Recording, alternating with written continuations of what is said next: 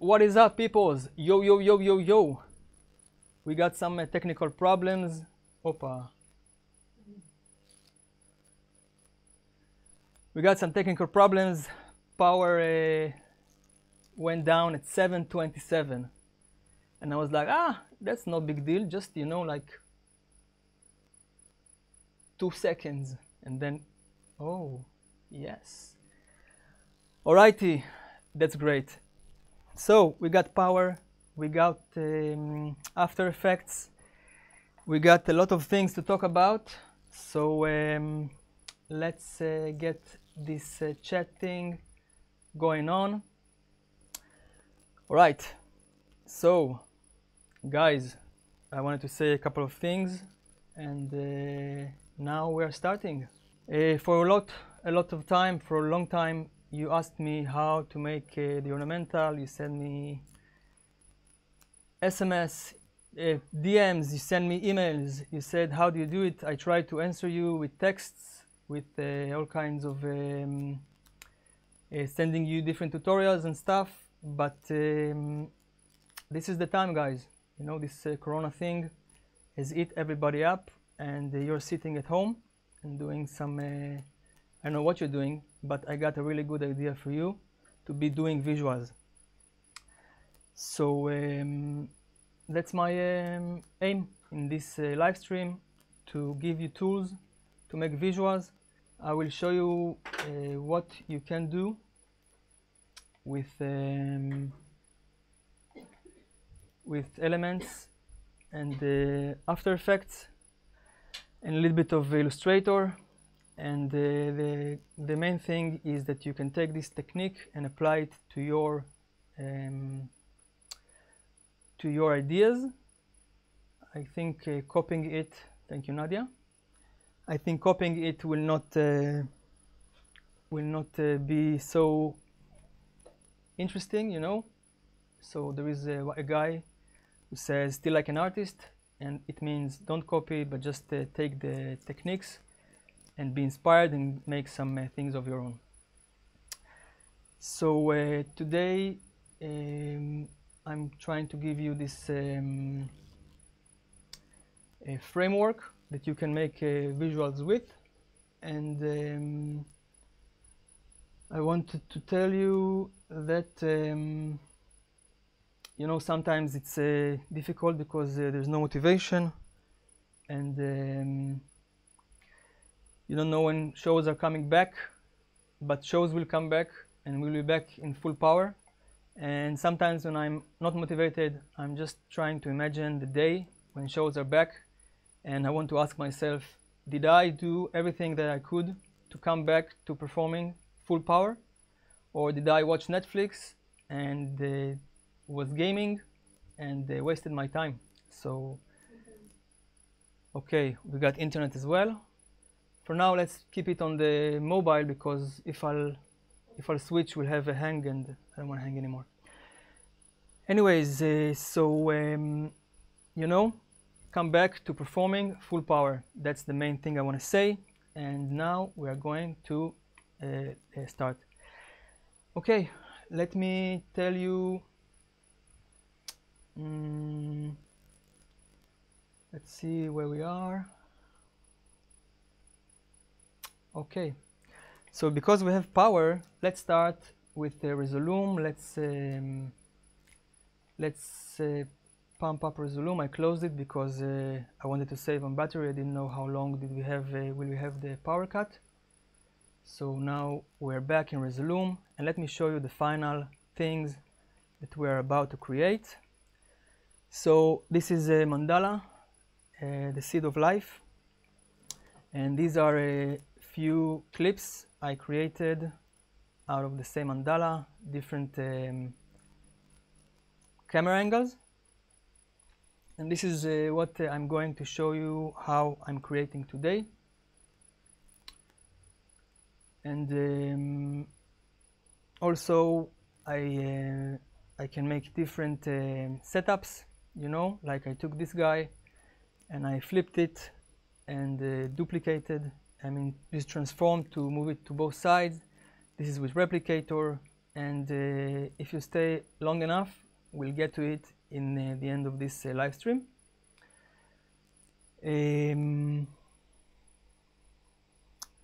I want to show you just this really nice color scheme that I created straight in Resolume. It has to do with colorize and adding levels.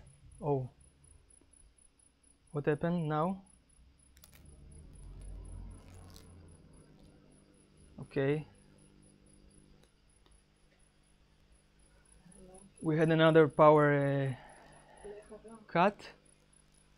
What you think? No. No. All right. We had another power cut.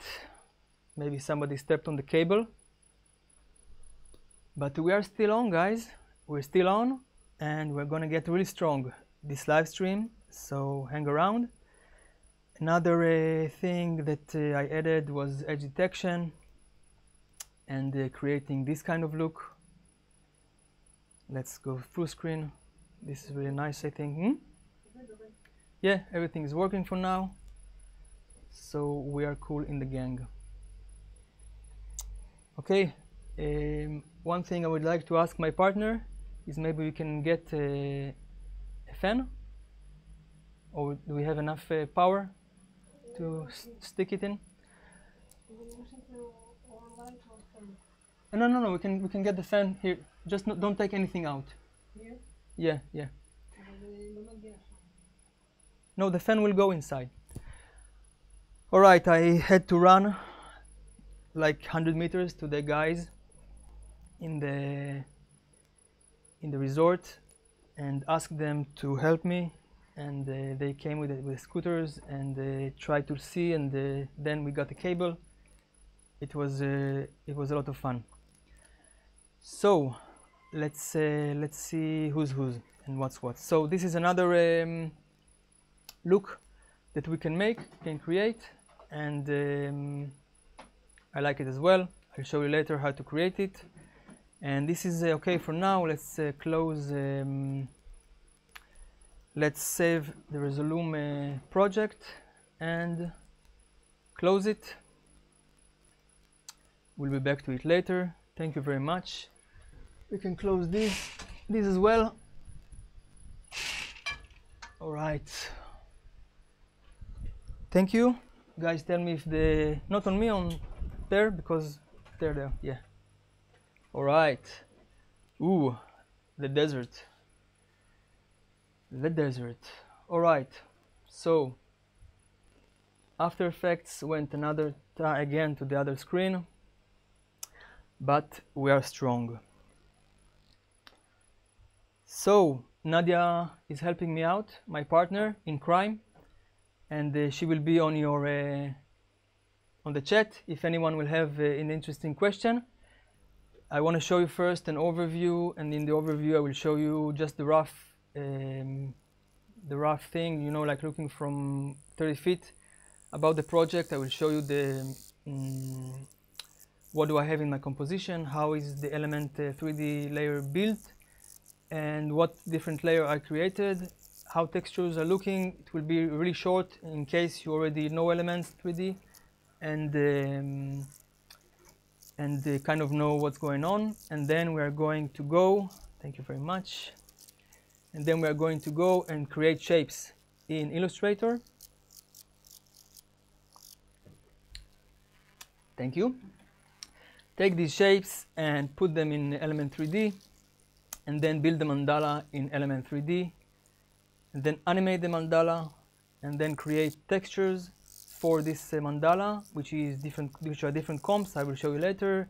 And then we're going to show you how to animate the textures. I'm not going to make all the mandala because it's going to take a really long time, but I'm going to show you how I'm connecting the textures and how I'm animating them to run on the mandala. And then we're going to talk about camera angles and render, and then we're going to have some fun in Resolume, like I promised you.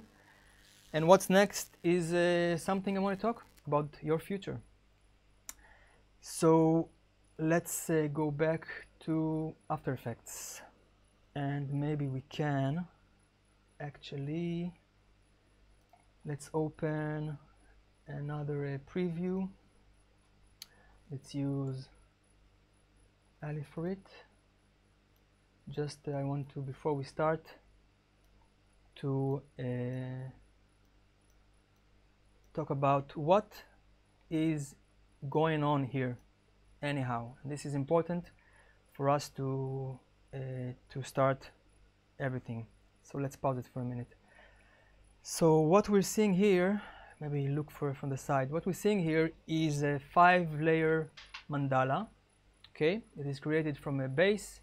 I called it background. These are circles. These are petals. This is a circle.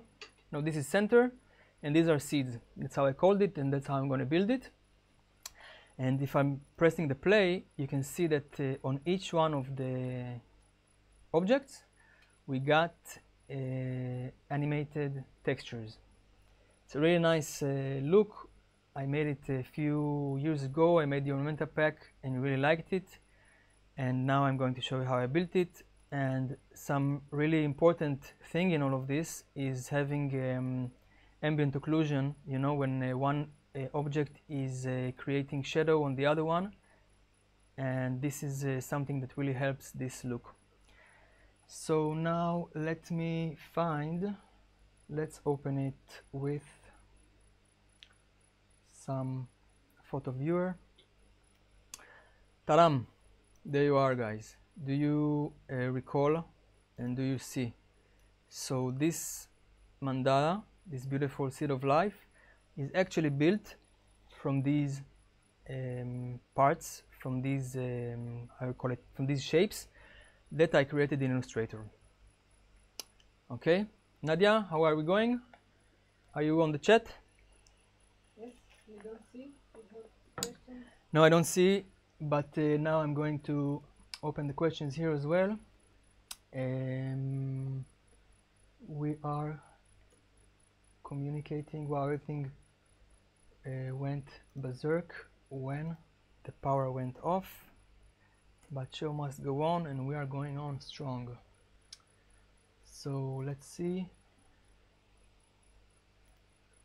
what questions. Okay, so Alexarian live, yo, what are you running this system on, system config? Okay, I'm running a laptop of Asus. It's called GL704JW, and I really like it. And it has an RTX 2070. It has 32 gigabytes of RAM, a very fast SSD, and it has 17-inch. And because I'm traveling a lot, I really have to have my system on a laptop, so I can come, open it, and start working. And also power cuts. Power cuts in Thailand less, in India more. In Asia it's not so stable, so I have to, I mean, it's better for me to get a laptop. So that's what I'm using. Martin, yes, I'm going to save this video for later, because this is the real life, you know. We are going to continue this tutorial, and it's going to be strong, and I'm going to leave it live because this is real life. Alex Thompson, where wired, there's a weird buzzing noise. Maybe from the fan. Let's close the fan for a minute. Nadia, do you hear this the buzzing sound as well? Yeah, but I don't know why. Okay, we got a buzz. So Now it's better? I don't know. Let's wait to see if it's better. Okay, so thanks for the questions, guys. It's gonna stay live, and we are alive. Okay, let's talk about the overview of this project now. So we are now going in this overview mode. So in this overview, I'm going to tell you about the seed of life. I just showed you the tools, After Effects, Element 3D, and Illustrator. But of course, you can do it in Blender, you can do it in Cinema 4D. I just happen to do it in Element 3D It's a really simple configuration.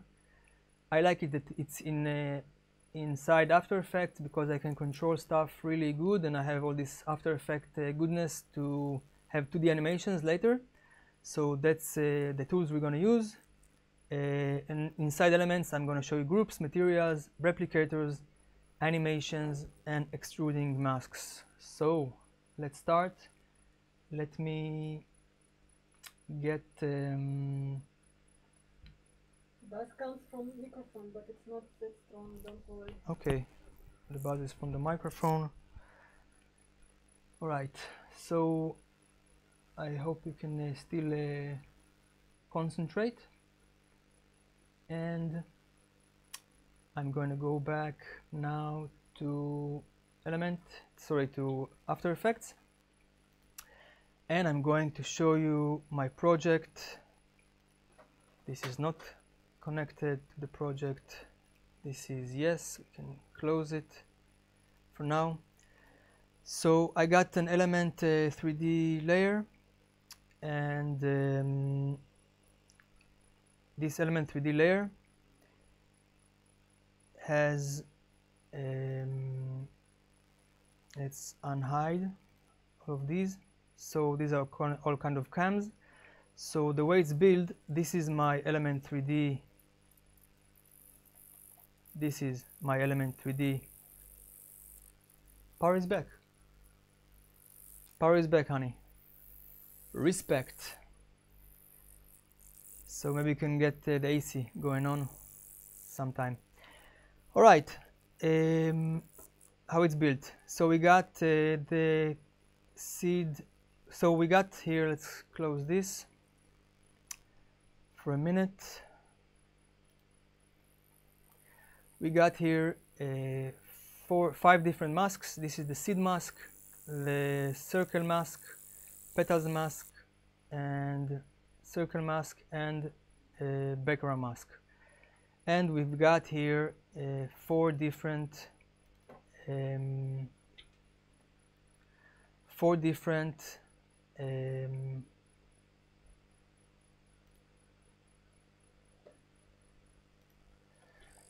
compositions. So we got this composition, it has the seed. This composition has this petal. This composition has the oval.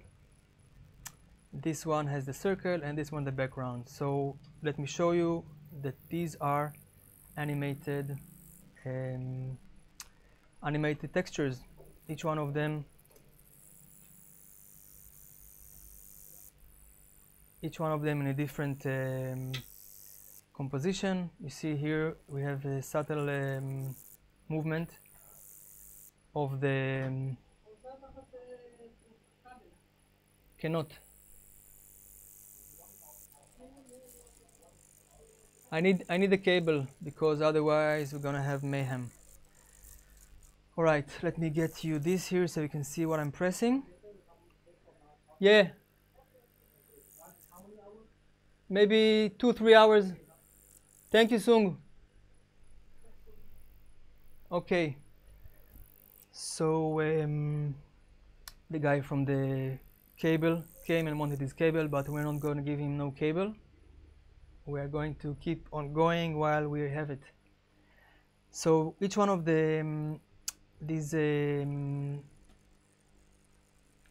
these compositions is animating slightly.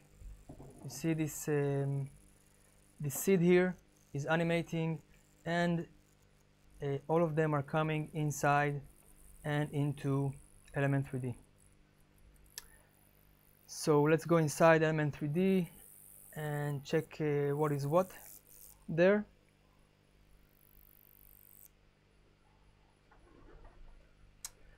Alrighty, so inside Element 3D, let's get the different we get 5 different groups. So group 1 is the seed, group 2 is this beauty, the center, group 3 is the petal, group 4 is the circle, group 5 is this background. Each one of these objects has a texture on it, and the texture is configured here in this custom path. We'll talk about it later. Sorry, this is the texture, and they are configured here in this custom layer, and this is something I'm going to show you later. And this is it inside the Element 3D, and we are going to go back to our composition, and we're going to shy all this mess that's going on here. And I think we got our overview made, and we can start now by first I want to show you how I made this original ornamental pack. I used masks inside After Effects. Okay, so let's start by opening a new composition. Let's call it Seed of Life Tutorial, and we're gonna get it 1920 by 1080,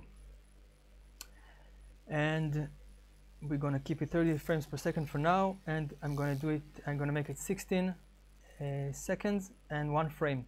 I'm gonna explain later why I add 1 frame. So here we go. Let's open the new composition.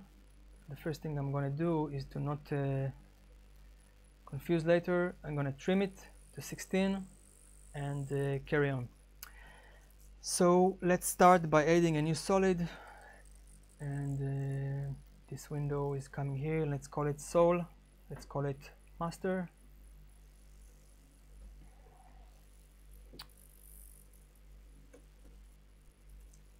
So we created a new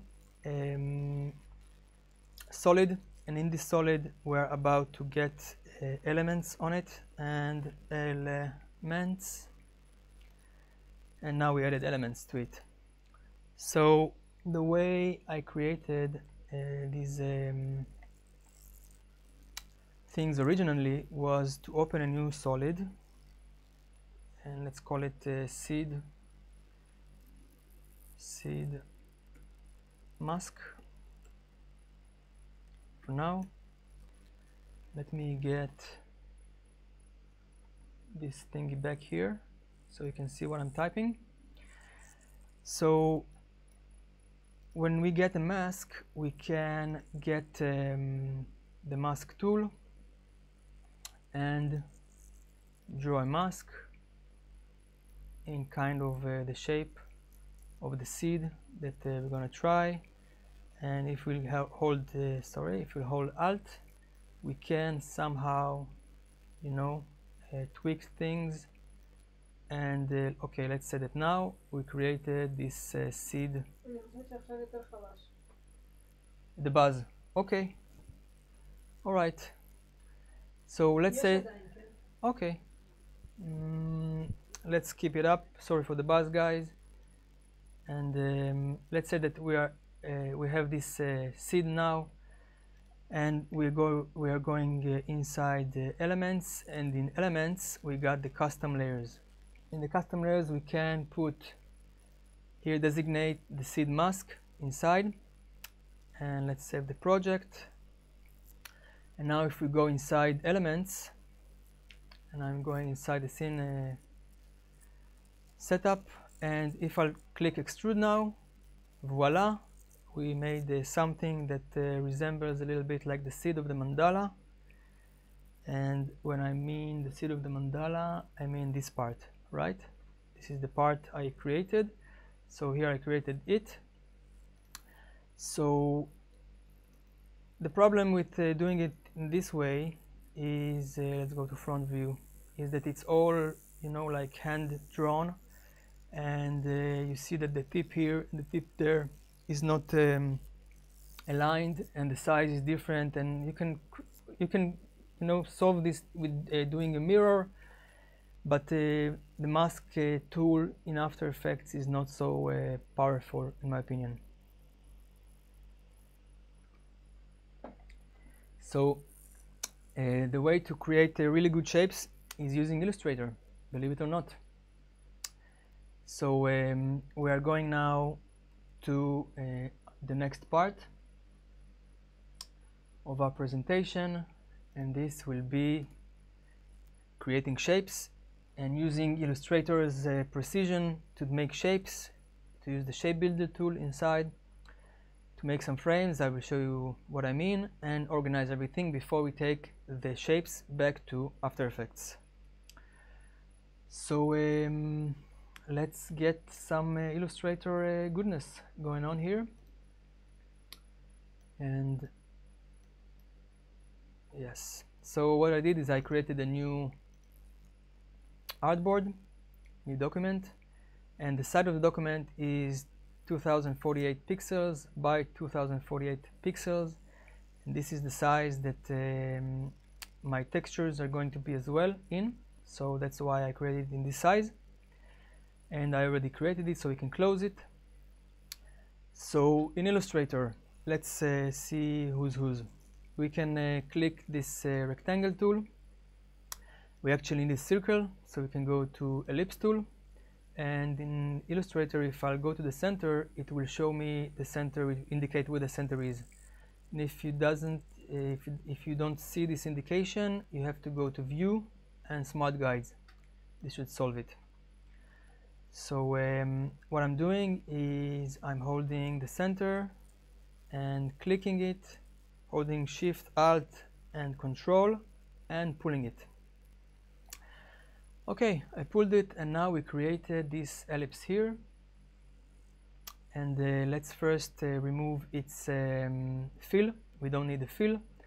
And the nice thing about Illustrator that you see, I made this circle, and this circle is 1977 something pixels. No, as Illustrator, do me a favor, I want it 2000 pixel exactly.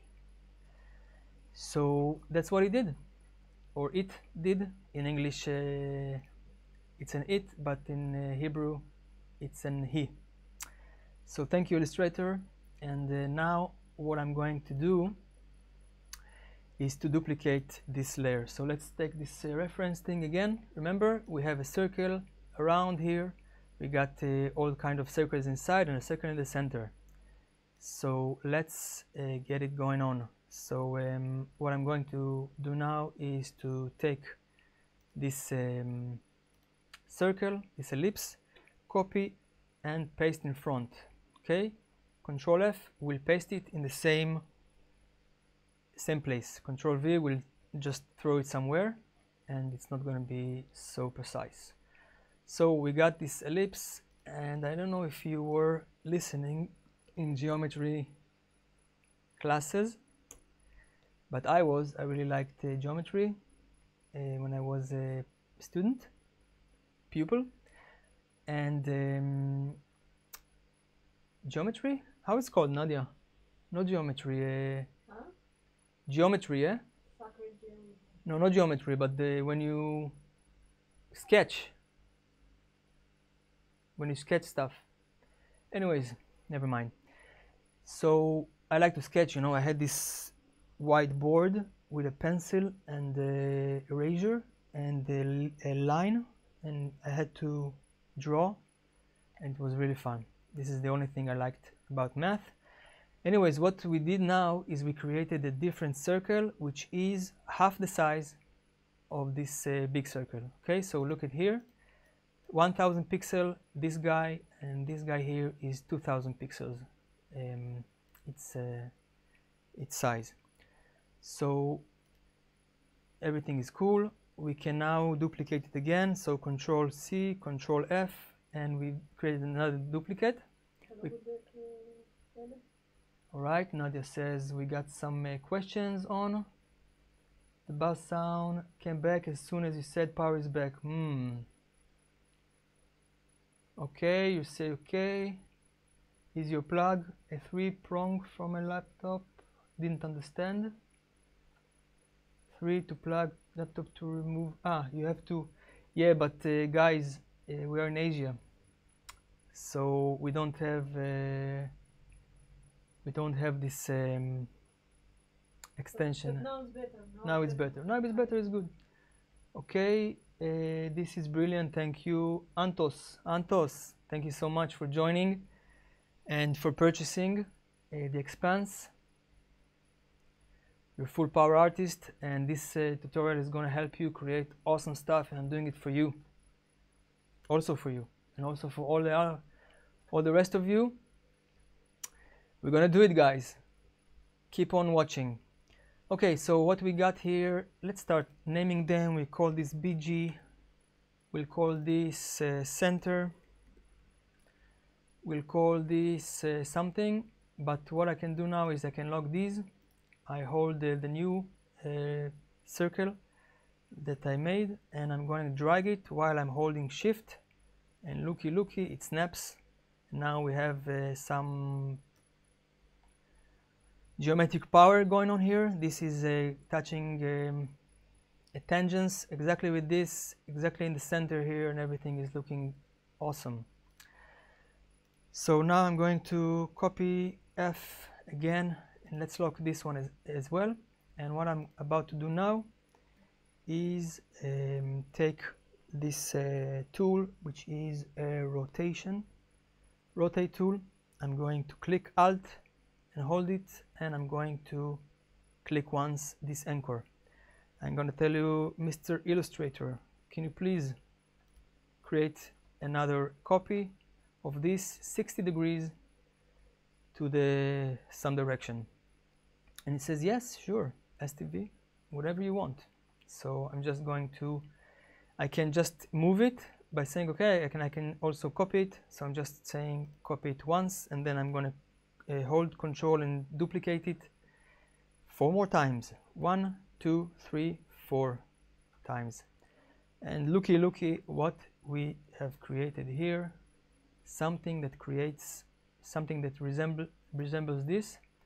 And the reason it resembles this is because I created this in Illustrator as well. Alright, so we got the shapes going on here, everything is cool. And now we are about to say, okay, this is nice, I just wanted to make it to show you how we create this circle of seed of life. And now we can close a couple of layers here that we don't need, okay, because we're just going to take some shapes here, and 3 circles are enough for me. So these circles, I just created them for preview, they go bye-bye. So now we have 1, 2, and 3. These circles, we can just copy and paste them as well. So we'll have them for the next action that I'm going to create. And let's mark these ones as well. And what I'm going to do now is I'm going to use the shape builder. Control M is the shortcut, and here is this icon, shape builder. And looky what the shape builder does. The shape builder is it can take intersecting shapes and create shapes within these shapes. So just let's close this one so we can see. So what I want to do, I want to take this shape here because this is my petal. So I'm going to click and drag, and looky, we had 3 layers and now we have 4, and this is the layer we just created. We can take the other layers 1, 2, and 3, and get rid of them. This is it, and this is it. Let's see. So yes, 1, 2, and 3. Cool. So we just gave birth to a new shape, and we can call it petal. That's great. Trigonometry, maybe, I don't know, it was in Hebrew. I don't know, Steve Ramirez. It will come to me, you know, things are coming to me later, and I will update everybody.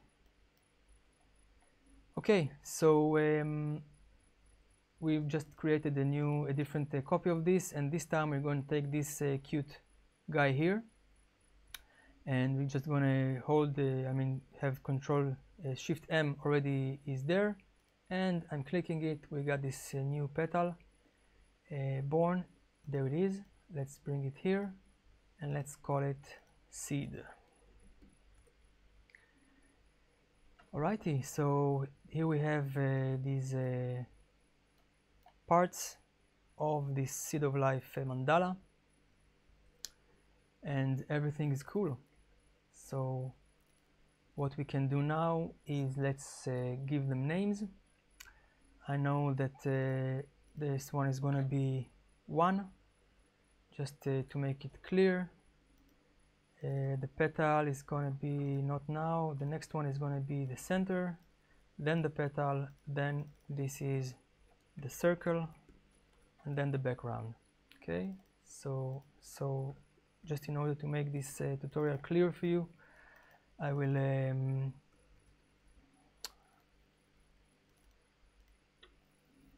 give them names, because later on we'll get the stuff into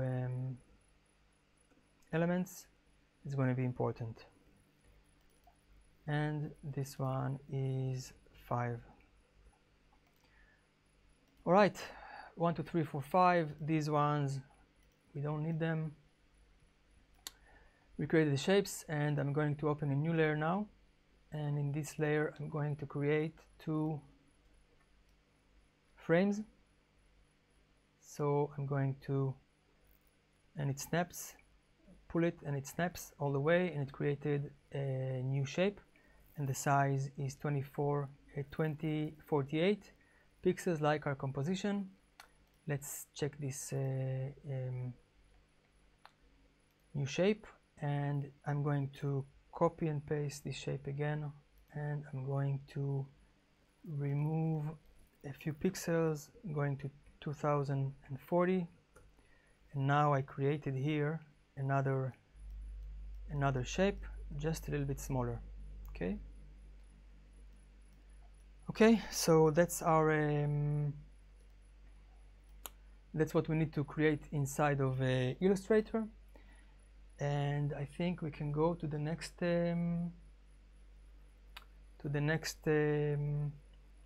part, and this next part is extruding in elements. I'm going to import these Illustrator shapes to elements, to After Effects as masks, and then use to configure it in elements as custom masks, extrude them, and get the quality going on. I'm going to show it to you as well. So what we're going to do, we're going to take them one by one and copy them to elements. So I'm taking this seed, I'm highlighting it, and I'm holding Control or Shift, and I'm copying these frames, and Control Copy. Thank you very much, Illustrator. For now, I'm going back to Elements, to After Effects, and this mask was not sufficient. I'm going to drop a Control V right now, and check this out. We got 3 masks. 2 of them are these frames, and the first one is this mask of the seed. And that's great, because now we can go to elements. We already designated this layer to be a mask, so I'm going to go inside the scene setup,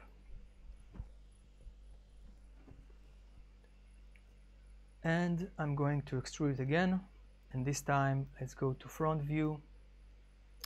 Looky, everything is very, very precise to the pixel. Okay, so the only thing we got now, the only thing that we got now is frame, this weird frame that is happening because we have masks there. So the way to remove this frame, and this frame is really important because this frame is showing how everything is relative to this frame, and you will see it later. But when I created the seed in the middle, earlier it was created in the middle, but right now, because I have this frame, this seed is relative to this frame. It's something about the relativity of things, and I can go on and on it, but just know that you need to do it. In Elements, we got two different views. One of them is a material view, where you can see all the material properties, and the other one is it's called Mesh View here. So in Mesh View, this is showing me what kind of masks I have, and I can just turn this off and leave this mask on, and everything is looking good. And we'll go back to it's called Material View. Okay, blacking out.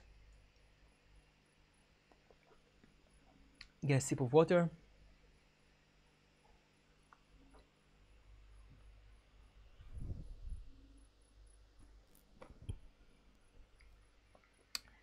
Alrighty. So next thing I'm going to do is I'm going to create the bevel for this guy here. So I made some tests, and I found out that the best thing to have are these settings. So you got the bevel here, the extrude, expand edges, etc. And Steve Ramirez, is that a plug-in in After Effects? Yes, it's called Element 3D. It's a great plugin by Video Copilot, and I will include a link in the description when we are done here. And Diego Tristan says, technical drawing perhaps. Greeting from Germany. Diego,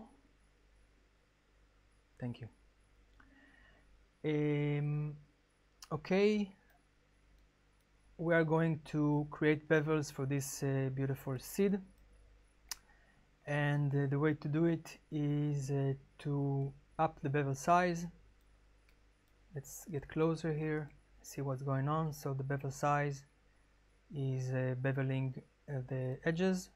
Let's turn on bevel backside to have it on the back as well. Bevel backside, I'm going to leave it at 5. The bevel depth is going to be 1.65. I did some tests, and that's what I liked. So this is what I'm doing. Bevel segments, we can up it, I don't know, to, let's put it on 10. Maybe you can do it for less, but that's it for now. The extrude is going to 0, and this is the shape that we created. In Elements, you get a place where you can control the quality of the vertices. Let's find it here. Tessellation. So right now, if you can see, it's a little bit jagged. We have a point here, and if I'll up it to ultra, we'll have it much smoother. Of course, we can go all the way to extreme if you are the extremist type, but for now and for this tutorial, I will keep it on high for now, because we get less vertices and everything works faster. I can come back to here and up them before the render, and that's about it for creating this seed bevel. Okay, so let's close it for now, and looky, we got this seed here. Let's open a new and add a new camera so we can rotate around it.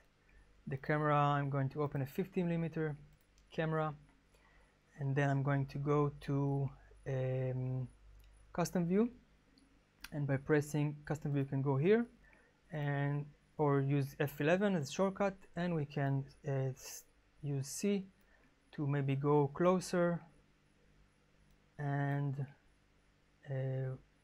press C multiple times to get the different gizmos, and looky, we created this thing here now. Okay, so I think that once we created this, we can go on and bring all the other masks from Illustrator, our friend. So what I'm going to do is I'm holding control, I'm deselecting and getting the center. I'm going to press Control C, go back to Elements, open a new mask, Control Y, I'm going to call it 2, center, and I'm going to call it mask, so I know it's the mask, and let's paste it. So we pasted this guy as well. Let's go back to Illustrator. I'm using Alt Tab to go to the last window.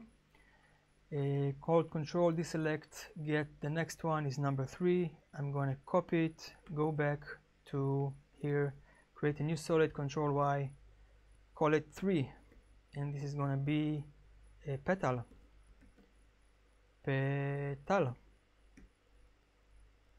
Yes, and mask, and we got it, and we're going to paste it on. We pasted this guy, gonna go back to Illustrator and hold Control again, take this guy this time, copy a new one, call it 4. This is going to be circle, and this is going to be mask, and we're going to take the last one now, which is the 5, copy it and create a new solid, call it 5, and it's going to be VJ and mask. Okay, so let's make them, put them in order, so we know just to have a visual order here, and 3 and 4 and 5. Yippee. All right, let's get your name right. Okay, so here we got 5 different masks. With this mask, this mask, this mask. Ooh, nothing is at 4 and nothing is at 5. So 5 first, I know it's copied, so here we are, and for some reason I didn't copy number 4, but everything is all right now. Things are in control, guys. Okay, so we got 5 masks. Let's go back into this plugin. It's called Element 3D, and we are going to designate each one of the masks inside elements. So 1 is seed mask, 2 is going to be 2 center, 3 is going to be 3 petal, 4 is going to be 4 circle, 5 is going to be 5 background.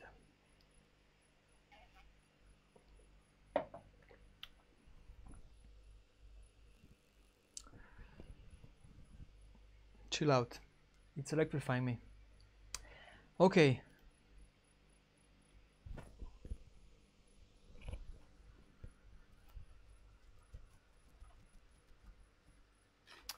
all right, so we're gonna control save now, and saving is always nice, and I'm gonna go inside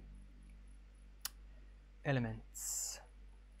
So the way element is built, we got different groups, and in the groups we got the extrusion models. So what we're gonna do now is gonna Control D, and we got a new group.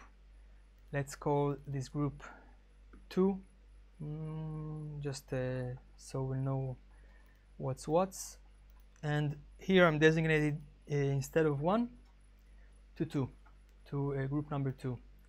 And I'm going to go to the extrusion model and change it to custom path 2. Remember the custom path, we just created them outside of this user interface, and looky, we got the center thing going on. That's awesome. We can just duplicate it again, call it number 3. Here we can call it also number 3, and in the extrusion model we're going to get it number 3, and we got the petal action going on. All right, and I'm going to duplicate it again and do the same thing. Here I'm going to call it 4, and here I'm going to call it 4 as well. This is our circle, and last time I'm going to duplicate it and get it here. And what to do now, you must know better than me. You go here and you go to custom path, and this is the background. Great job. So we got 5 different groups now for 5 different petals or parts of this mandala, and we can continue on. So I'm gonna save it. Let's close these guys. We don't need them. Let's shy them. They're just disturbing our interface. And let's turn on elements again, and voila, we got something is blocking our view. What we need to do is to go to each of the groups and just enable it. Okay, and then we're gonna deal with each group in its time. Okay, we are done with this part of extruding in elements. Yippee!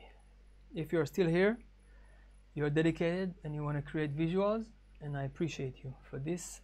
It's going to take a while, but you know, every good thing takes a while to create, and you gotta be patient, you know, keep it patient, and everything, you know, keep it patient, keep on grinding, and everything will happen. Okay, let's see if you have any questions. Doing the same process in my After Effects. Nice. Yes. Who is it? Handy Monday. Respect. This is dedication. Okay? This is not entertainment for you. This is real life. Okay, Philip Strazinger. How are you, mate? Greetings from Germany too. Hey, mate. And you are following my story on Facebook, I think, and in Instagram, yes. And I really appreciate all the comments, and it's really nice, guys, to have all of you on Instagram and be sharing the working process and getting feedback from you. It's awesome, and I really want to take this moment to thank you. Tasmania. Sorry? Hello from Tasmania. Hello from Tasmania. Tasmania is in the house. Nepal. Nepal is in the house. Nepal, hello Nepal. I love Nepal. Okay, next thing. So what we did now, we were extruding it in Elements 3D. We saw how to get the shapes to After Effects as masks, how to use custom masks there, how to get the extruding done. The quality I showed you, you know, remember high, ultra, and the last thing there, we are now in high. I'm going to stay high for now. If anybody's here is high, it's good for you. Okay, the next phase on our odyssey, building the mandala. Building the mandala, guys. Believe it or not, we are going to build the mandala now. We have the 5 different parts already lined up there, and I'm going to show you now how I'm using replicators inside Element 3D, the plugin inside After Effects, and how I use the replicators to create the different petals, how I position the objects one after the other, compensate the size for depth, I'm going to show you to you, and adding ambient occlusion, because ambient occlusion is the essence of life. Okay.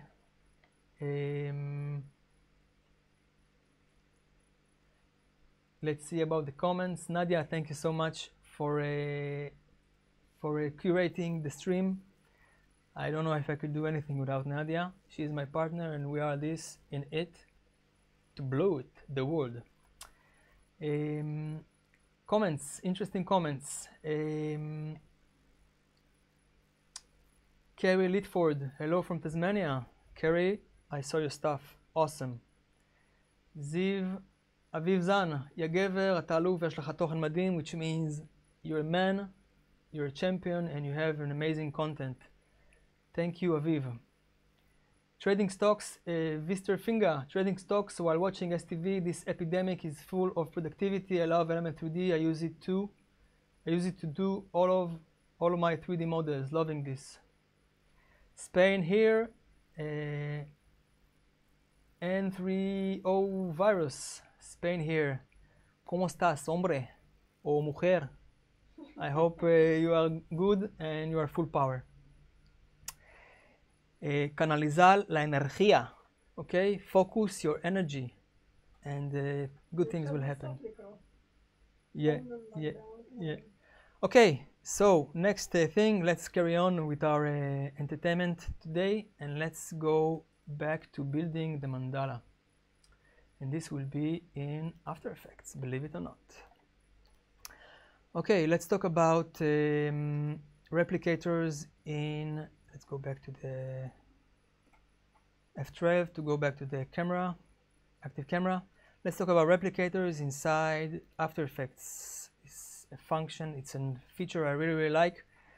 And the thing is that you can use the replicator shapes to create different arrays here, ring, sphere, plane, etc, etc. I'm going to use ring for this, and I'm going to create 6 different petals, and it created the 6 petals, but it created it a little bit off the air, so I'm going to use the rotation and tell it to rotate 90 degrees.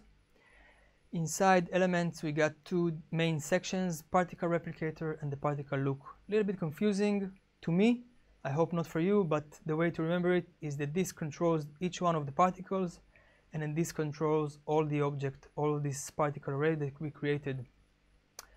So what we're going to do is to go to the particle look, to its rotation, and then we're going to I think compensate for this, and we have to go 90 degrees, and now we have these petals lined up the way we want them, facing us. So that's great. And inside, let's close the particle look for now. No, let's leave it open. Let's open the particle replicator, and here we have shape size, shape scale. Let's close the shape scale to 0. So do we start to see this shape building up? And I says I, and if you start seeing it happening in front of your eyes, say I in the comments. Okay, so there we have it. And the next step will be, let's go back. So this was particle replicator, and in particle look we said earlier we can tweak or rotate each particle on its own. So check it out. Now what I'm doing is I'm rotating each one of the particles on its axis. Okay, so what I'm going to do here, I'm going to leave it at 15, just like this. All right, so we started to make this these petals going on, and we have the first group is set and ready to go. Let's see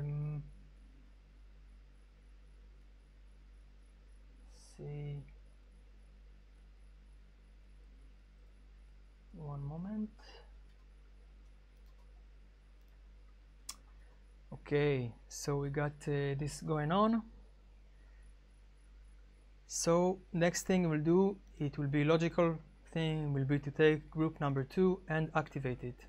So remember, we just duplicated before, and now we have it. What we're going to do, we're going to push it on its z-axis backwards. So I'm going to go to the particle replicator, and I'm going to push the position backwards. Looky looky, let's look at it from the side.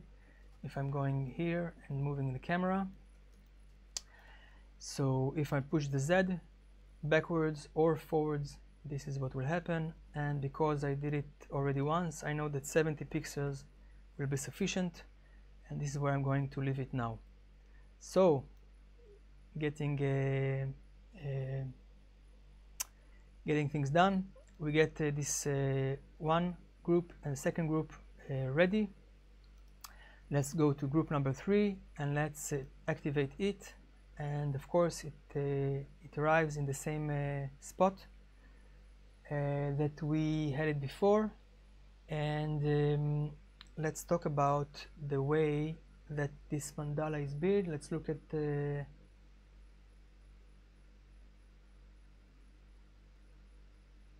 So I want to tell you that there is a little thing I didn't do in Illustrator, and that is I wanted to take this petal that we're creating now and I wanted to straighten it 30 degrees because it's going to be much easier for me later to animate it. So what we're going to do, we're going to go back to Illustrator, and in Illustrator we're going to take number 2, number 3. I'm going to hold Alt, and on the rotation tool, as we did earlier, I'm going to click with Alt, and I'm going to tell you, no, you go back minus 30 degrees, and I don't want to be a copy, I just want you to see now it's lined up. It's going to be much easier for me to animate it later, and that's why I did this manipulation, this maneuver. So what I'm going to do, I'm going to take it again. I'm going to go back to After Effects. Let's find our layer, the layer that we had, number 3, this petal, and what I'm going to do is I'm going to click the M and delete these masks, and then going to paste this right mask, this correct mask. So if I'll nothing is happening for now, but if I go and do purge all memory in this cache and say I, element will recalculate it and bring it back to its place. So this is something I created, and we can toil these back and not see them. So what we're going to create now is create this array of the seeds. Is happening again with the petals, but the way, a nice way to make it faster is to use a nice thing we have in Element 3D, which is copy paste group. We take the group, the number 1, this seeds, and we're going to go here and then say paste group. Of course, it's going to paste the same petals exactly as we same configuration of group 1, and we are going to go and push it backwards. Remember, like we pushed the other thing, and I know that it's going to be twice as much, so instead of 70 it's going to be 140 for now, because we might change it later, but for now it's enough. So we got the next layer going on, and I actually don't need all of this space between them. I just want them to have less rotation, so we have to go inside the particle look, and then in the particle rotation, and then let's say that you are -5 for now, so it's the other way around from the seeds, and just a little bit between them, because you see it's enough. I don't need more of this for now. You're not going to see them anyways, and we are all good. Okay, cool in the gang. We got this thing going on. We can to save some time, we can take this group now and have this group copy, and let's activate group number 4, and then use the particle, the copy paste group, and then paste it here. So right now we got all these circles on top of everything, but what we should do is go to the depth, and let's add another 70 pixels. It goes all the way to 210. So we created this next let's call it a petal array, and what I'm going to do in this one, I'm going to take the direction of the petals in the particle look, and I'm going to tell you go 5 degrees. No, not this one, STV. Group 4, the new group that we created, you go to particle look and then particle rotation. You say you go the other direction, you go 5 degrees. Okay, so it's starting to build in front of our eyes, and that's great. That's super awesome. And we are going to activate the last group, which is number 5.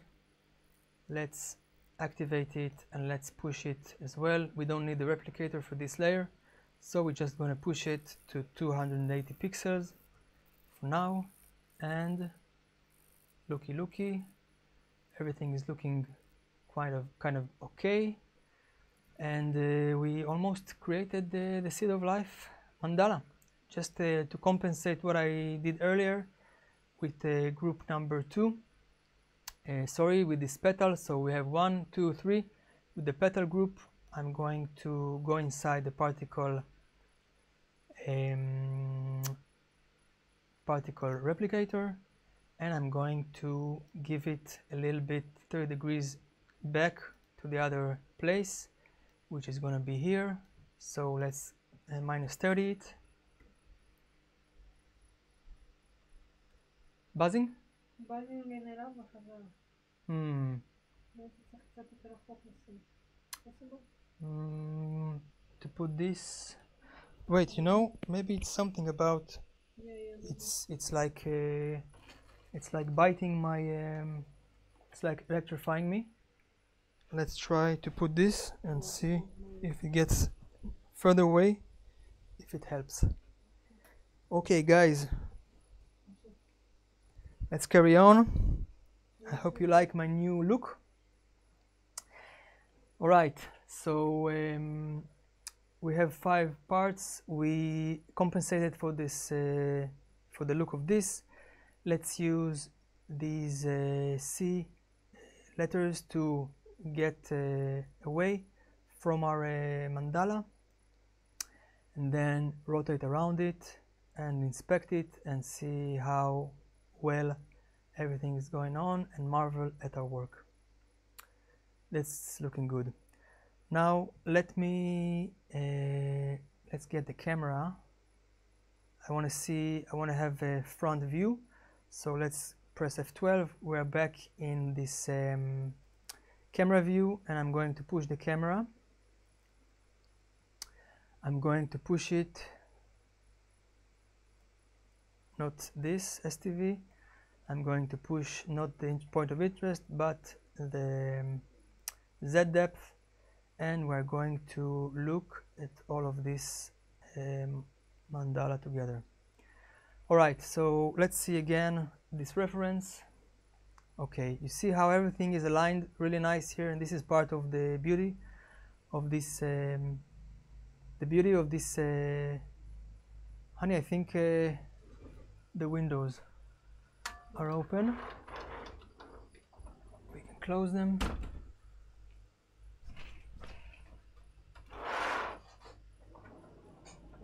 I was hearing this scooter passing by. Maybe we'll get better sound, and it's going to be cooler because I'm on fire, people.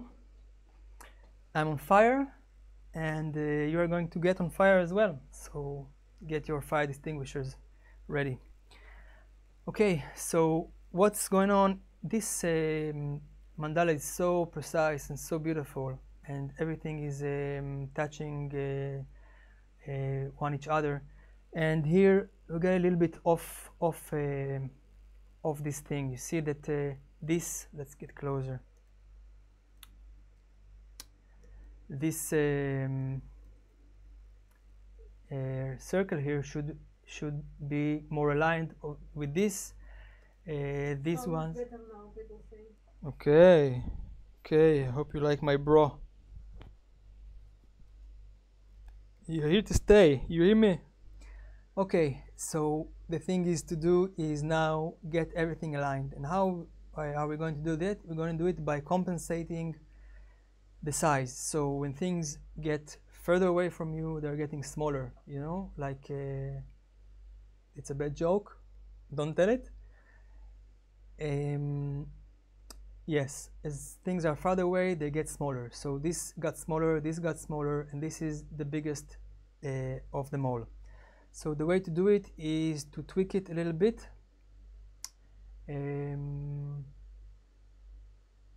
Yes, and let's start in doing it. So let's say that this seed of life, let's use this center thing as a guide. So we're going to take the particle look of the first group and we're going to reduce it just a tiny bit, okay, to say 940.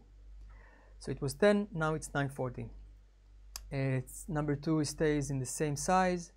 Number 3 is kind of looking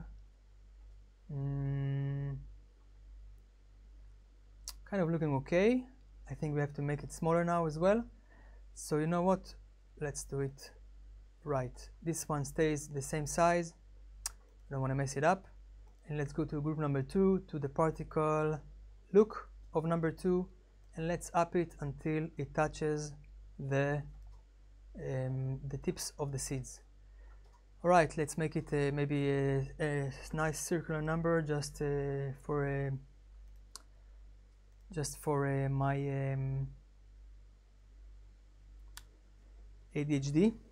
And now we're going to go to number 3, to group 3, and then to the particle look, and then we are going to extend. Let's hold Control, and let's get them a little bit bigger. You see, number 3 is 1050, and now we created this line. Kind of looks like it looks good. I hope you see that it looks better than before. And now we go to number 4, and in number 4 we're gonna have, do you understand that all this electricity you heard was me electrified until now. Stay. Okay. And number 4, let's change this one as well. Okay, we are in the game. That's great. And number 5 is going to grow as well and to be compensated. And this one is going to happen on the particle look. And let's make it bigger. Okay, now we got a much better looking seed of life, and we have arrived to the point where we can say we just created the seed of life thing in 3D, in Element 3D inside of After Effects. Hurrah, hurrah. Okay, the next thing I'm going to do is I'm going to create some ambient occlusion because, you know, to be honest, it looks a little bit boring. So the way to do it is to go inside Element 3D in the render settings. We can tick off this subsurface scattering, we don't need it now, and we can go to the ambient occlusion. I usually like, what's funny, Nadia? Oh, you're great. Sorry? Amazing, you are amazing. Okay. So the way, okay, we just had a really good moment and I missed it. Check it out. This is look bland and horrible, and this is looking much better. You can up the resolution a little bit. Check it out. This looks really awesome, and it really looks awesome because we got the ambient occlusion going on.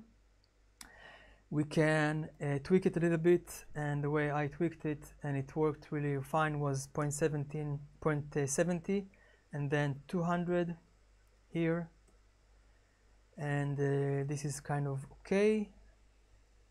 Of course we can up the multi-sampling and everything, and I think it's looking really good right now. Let's go back to this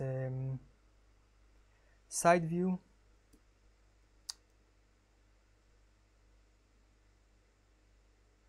It's looking much better because I'm on full. It's a little bit slow, but everything is looking really nice. Alright, so we created this mandala. Let's go back to the front view. We created this mandala. We compensated for these different depth.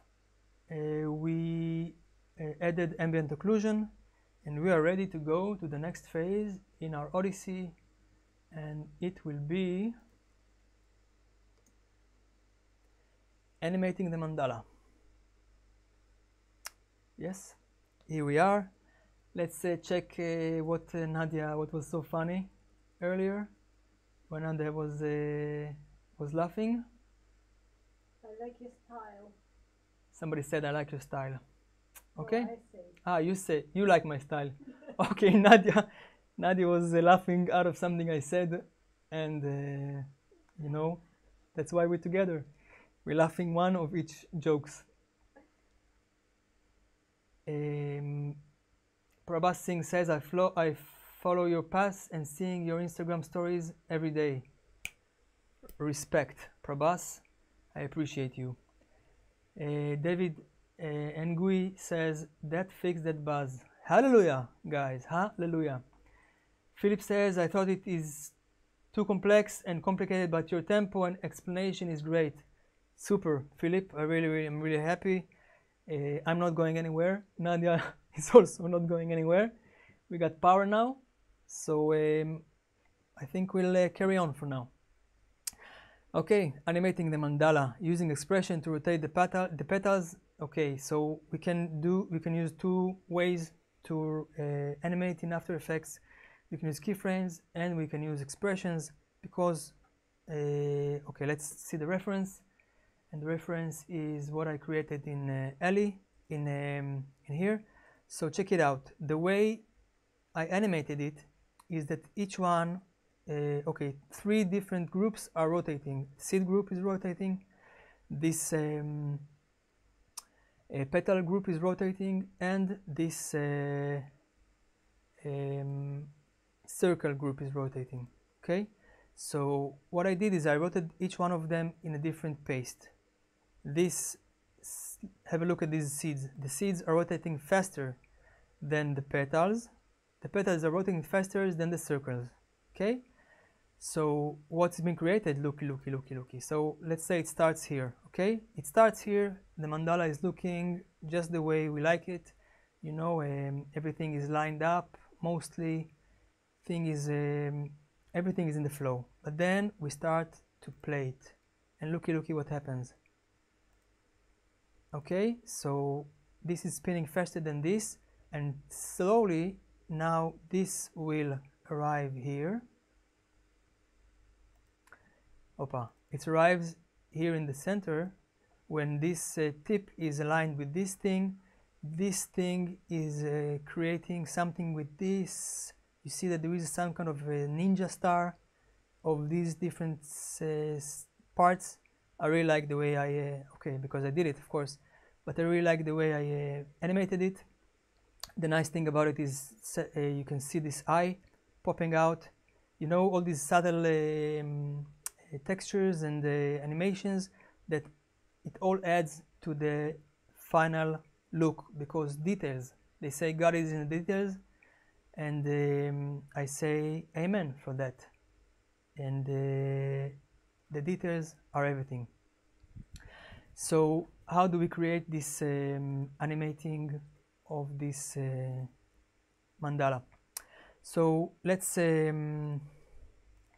get the groups here. So group number one is the seeds, and we could go to the particle replicator, remember, and then in the rotation of this particle replicator, and we could use the y-axis to rotate it. Let's go back to half and maybe get elements to half. And by the way, when I'm working, it can be useful to use this SSAO instead of the ambient occlusion of the RTAO, and the reason for this is that it kind of makes it I like much better the RTAO, and that's how I render. But this SSAO, it can be better for preview, and what I'm looking here is to up the intensity. Okay, back in the game, and before I will render it, I will change it again to this RTAO. Let's see it moves a little bit nicer now. Okay, so where was I? I was in the part that I was wanting to animate it. So if we go to the group number 1, and then we can use this Y rotation, and we can of course create a stopwatch, a keyframe here, and then say you body, you start at 0, and then we go all the way to the end to 16 seconds, and then I want 3 petals to rotate, so 1, 2 and 3, and each one of them is 60 degrees. Remember, in Illustrator we move them 60 degrees each, so 60 degrees 3 times 3 times the petal is 180 degrees. So I could come here and say you body are going to go to 180 degrees, and then let's have a run preview. Oh my goodness, almost STV, 180 rotations. That was crazy. Alright, so now we have it going on. So there we are, we created the seamless animation. It rotates 180 degrees in 16 seconds, and you will not see the seam happening now, nothing. Great, so this is good, but having keyframes is a little bit difficult, because it's much nicer and easier if we have a constant motion to add an expression. And for this purpose I'm going to remove the keyframe, and I'm going to alt click the Y rotation, and this little box is opening here, and I'm going to insert the expression time and multiply it in open parentheses 180 degrees. Please rotate 180 degrees in 16 seconds and press enter. And believe it or not, it created the same thing, but we created it with an expression, and we can come later and change the expression. We can hook the expression to a different null, and we can do crazy stuff with this. It's much more elegant, and that's how I created it this time. We can, okay, so we rotated the group number 1. Let's hold rotation and say copy expression only, and let's go to group number 2, to the particle replicator, to the rotation, and rotate this. No, sorry, group number 2 is not moving, STV. Group number 3 is moving. So we go to the particle replicator, and we're going here, and we are alt clicking to create the stopwatch, and we can just paste. No, so we can just we can just hold it and copy it on it, and now we have the same expression applied. So both of them are moving in the same paste. So what I'm going to do is I'm going to change this expression and tell it to rotate only 120 degrees, because you're going to have only 2 petals rotating, and now we have each one of them rotating in different paste. And the last thing I'm going to do is, because we had this thing where we moved this petal 30 degrees backwards, I'm going to tell this expression that I want to have a plus, and I want it to calculate this parameter as well. Sorry, not this parameter, and sorry, and this one, and this. Okay, so now we got 30 degrees when it's starting. It gets the 30 degrees here plus this expression. So everything is looking good, and if I'm holding on second 16 and I'm going and pressing home, it will take me to the beginning of the composition. Home and end are jumping between the first frame and the last frame. This is the reason I created 16 seconds and 1 frame, because I want to see this exact frame. I don't want to see the frame before. This is a little hack that I developed. If you have a different idea how to make it happen, tell me, but that's how I'm using it, and I'm able to jump between this starting point and ending point. If the starting point and ending point, they look exactly the same, we have a loop. It's that simple. Alrighty, so let's copy the expression again. Copy this expression this time, and then we go to can go here to particle to group number 3, and to the particle rotation. Group 1, you can tone it down. Group 3, particle replicator and rotation, and let's alt click the Y rotation. No STV, no number 3, number 4.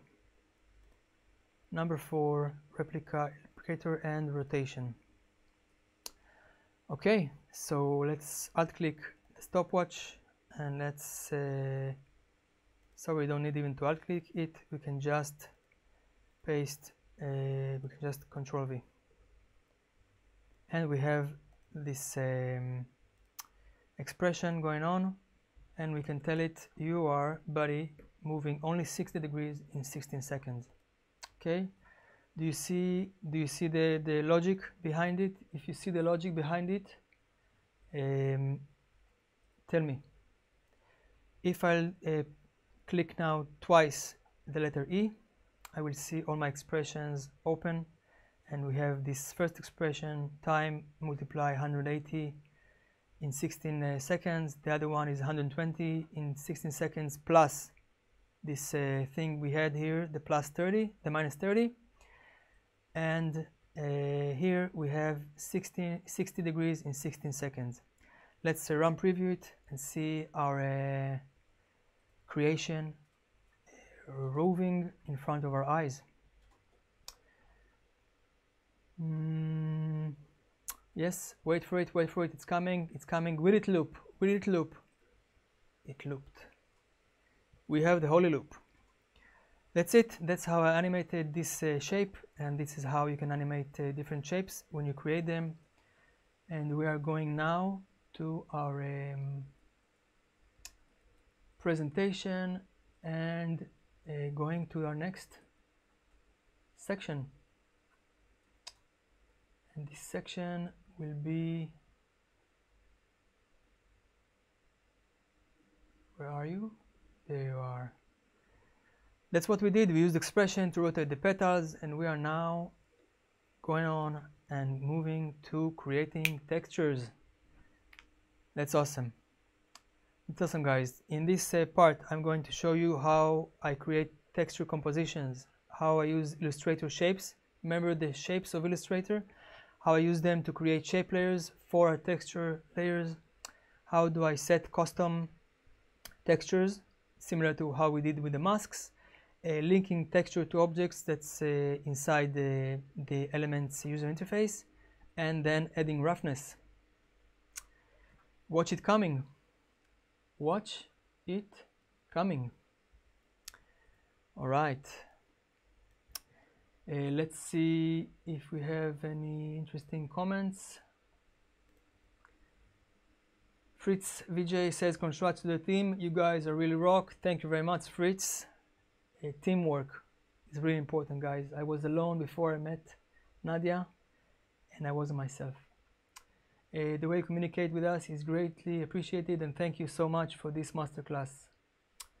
With pleasure, Fritz, with pleasure. Remember, we had a crazy power cut in the beginning, and I said, no, this lesson is gonna happen. And I took my pants, I put my pants on, and I ran to the guys there, and I found the guy and I told him, listen, I got people waiting in YouTube. You already got me this extra screen, but now I need power. And he was a little bit shocked, and he managed to pull this cable after some time, and everything is happening right now.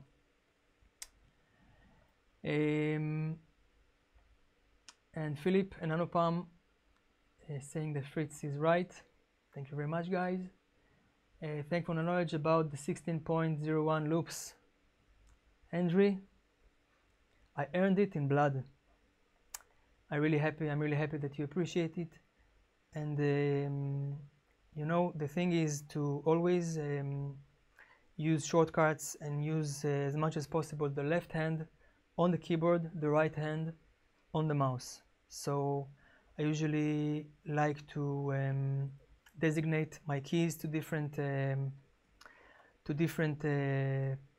places. Like for now, if I want to jump frame forward, frame backwards, it should be page up, page down.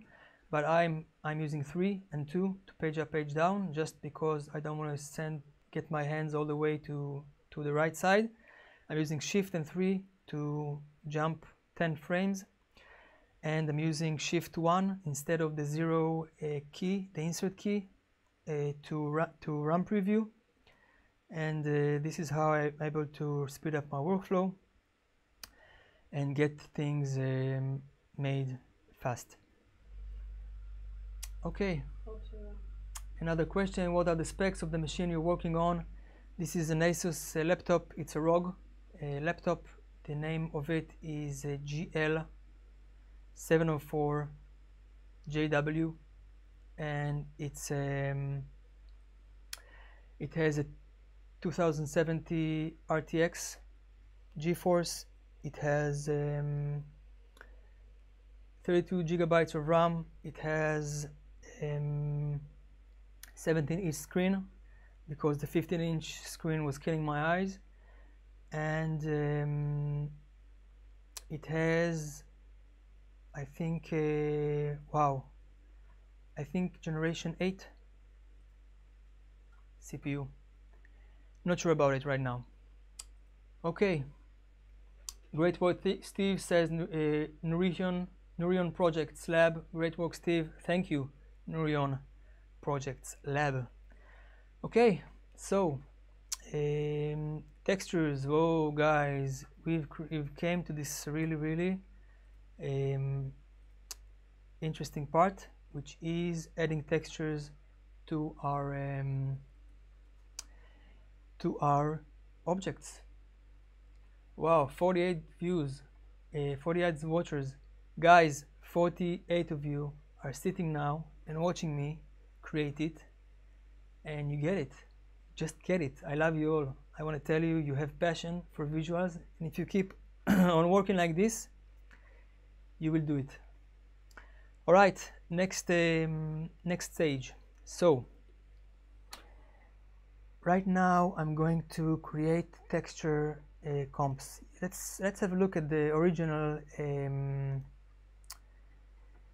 composition, just to explain it to you. So remember what we had here. We had here 5 different compositions, and they were routed, to be shown on these petals. So I'm going to create this composition now from scratch, so you can understand how to create custom texture maps, texture comps. And I'm not going to create all of them, because we're going to really stay here all night long and tomorrow. But what I'm going to do is show you this technique, and you can recreate it with every texture that you want to create on your own. Okay, so let's open a new composition, and we're going to call it one seed, and we call it texture. And just for this tutorial, so we know who is who, is going to call it tooth in the end. And the thing here is to designate and to get the pixels right, 2048 pixels by 2048 pixels. That's okay. We call it in a name, and let's open this new composition. Okay, composition is opened, and right now we want to create the texture for this seed thing. So the way to do it is to go to our Illustrator. Remember this guy? Hi Illustrator, I missed you so much. And in Illustrator, Illustrator is such an alien. If you know After Effects and you want to come to Illustrator, you have to ask Nadia what to do about it, because me and Illustrator, we weren't good friends. We are now better friends. I love you, Illustrator. You're good. You're precise. You're like sharp. And let's take the seed. Let's take both of these frames that we created before, and let's copy them. And we have it now in our clipboard. And what we are going to do now is to create a new shape layer. Yes, not a solid, a shape layer. Believe it or not.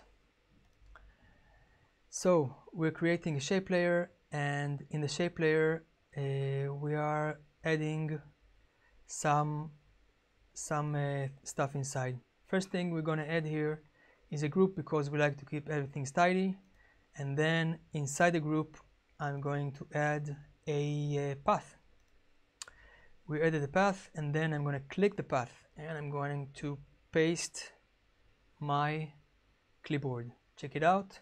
We got this seed thing right in the place where we need it, because it's in the same place on the mask, you know, and everything is great. The thing is with shape layers is that you cannot paste more than one path simultaneously. So what it created, it pasted this path, but it pasted also two masks.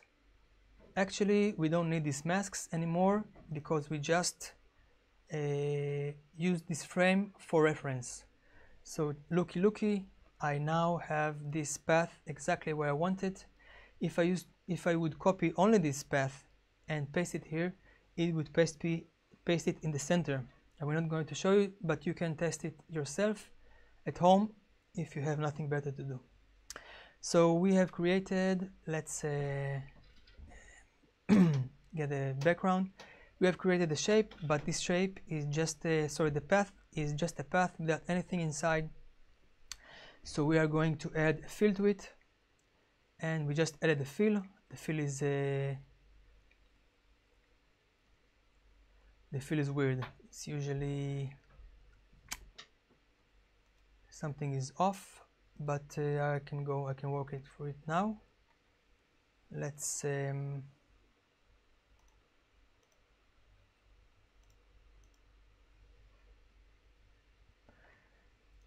add to this seed let's change this fill. I guess it won't change it, but usually I change it to black.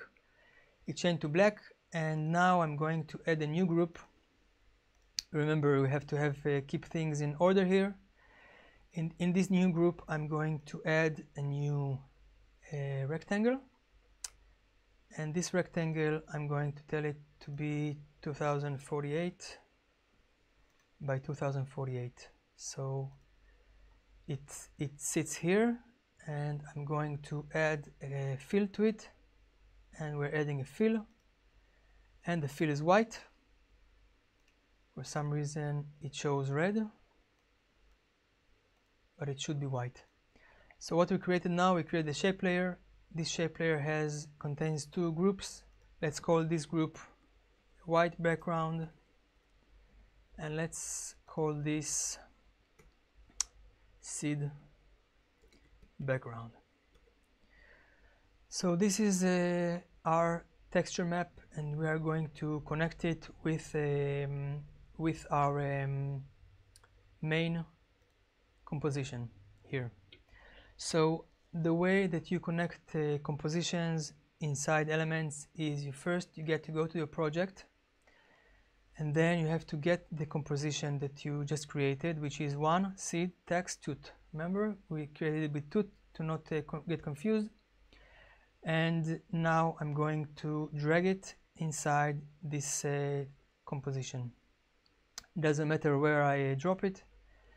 We dropped it here, and we can remove this eye so we can't see it. Okay, hide the video.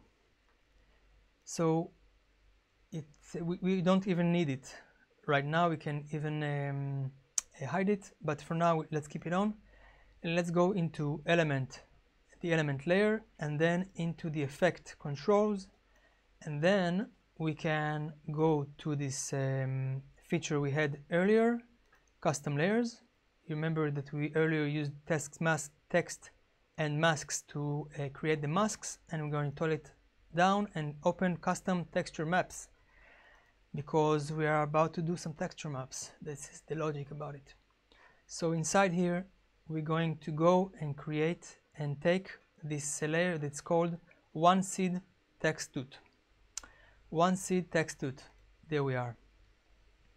We have created we took it and we told elements, yo elements, this is the composition that you are going to use to project on this seed. Now we can save, because saving is never a bad thing to do, and we can go inside elements.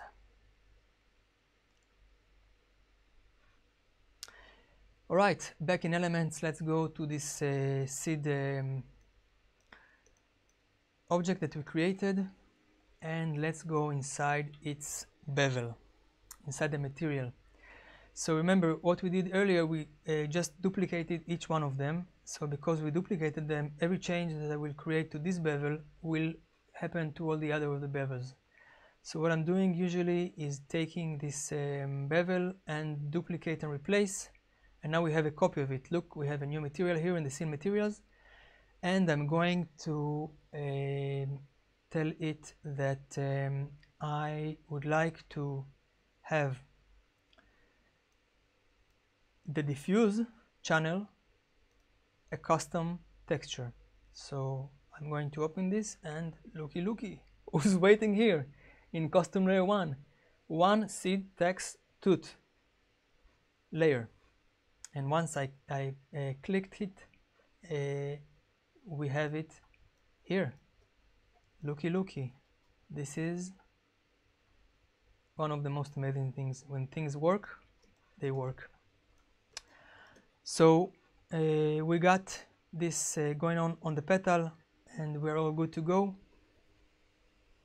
We'll talk about adding some roughness to the petals later on in the tutorial, but right now we're going to leave it as is. And looky, let's shift and enlarge it, and looky what we have here. Everything is lined up and sitting on these petals. So this is a good sign. Let's now talk about animating these textures. So I think, if I may wrong, we talked about creating the textures, shape layers, and I will link down the bottom of this tutorial, a really nice tutorial of that shows how you can work with shape layers, in case you need some more info about it. And we did this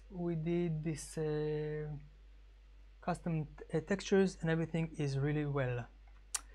Okay, let's see where we're standing. We're standing strong, and we created the textures, and we created just the textures for the seed, but this process is identical for each one of the textures. Let's see if we have any questions.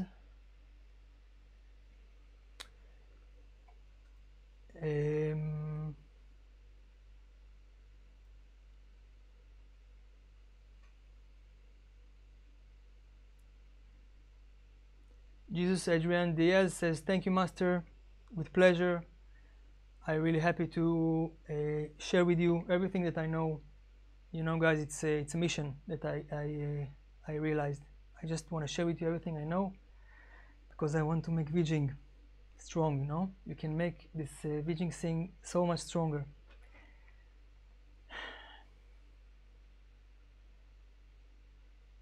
Anupam says, your Illustrator technique is nice.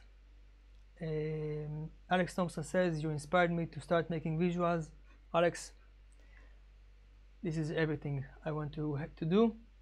Philip says, wow, amazing. Anupam says, STVinMotion tricks and techniques is really nice. Philip says, texture king, Steve. Guys, I'm saving you a lot of time. You do not know how I did the first pack, the ornamental pack. I moved, you know, I moved it by clicks right, clicks left, and moved the masks, and it was like, you know, I was like persistent. I made it happen. But this is a much better workflow. So this is why I'm teaching you it right. Lux Lumen says, as many have said, you've been an inspiration to me. Thanks for doing this. Lux, thank you so much. Let's start fist bumping. Okay, next in our presentation, animating the textures.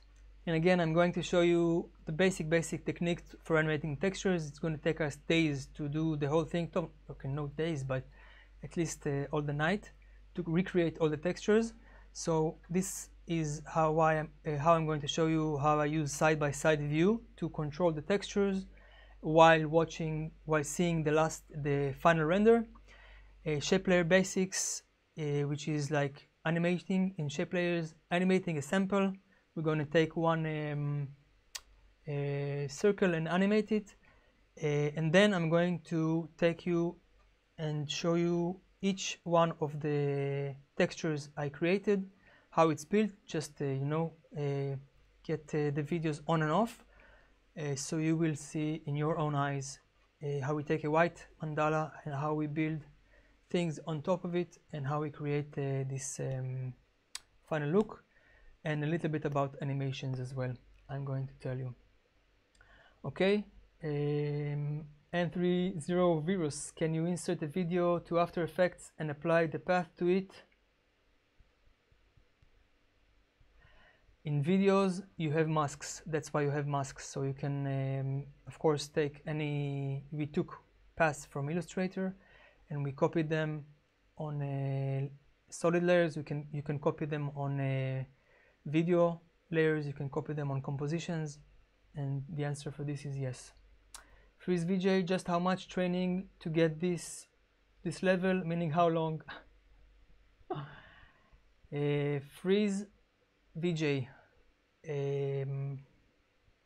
I started VJing in 2003 or 4, I think, and I didn't know much about VJing back then. I used to mostly rip DVDs, and I didn't say it, and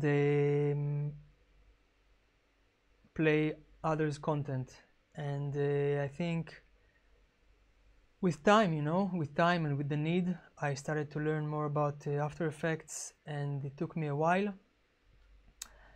The only thing I can recommend is watching all of Video Copilot tutorials one after the other and recreating them. It really helped me to get to the next level, and from there on, just practice. Sweat in bleed more in practice so you can sweat less in the club. Simple as that. Davash Shatwara says, very nice tutorial, sir. Respect. Bhavash, Dhanyavad. Jyoti Visual Media says, how create alphabet clips. Oh, how I created the alphabet clips. Next tutorial, but the alphabet clips in simple are text layers. Remember, in Elements you got custom text and masks, so it's something to do about the text, not the masks. We're using masks here. It's something to do about the text. You make a text and then you hook it in Element 3D, extrude it, and sayonara. Okay, let's start animating the textures.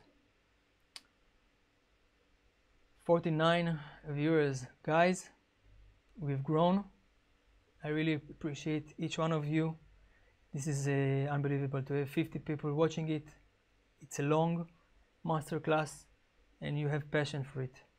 I appreciate it.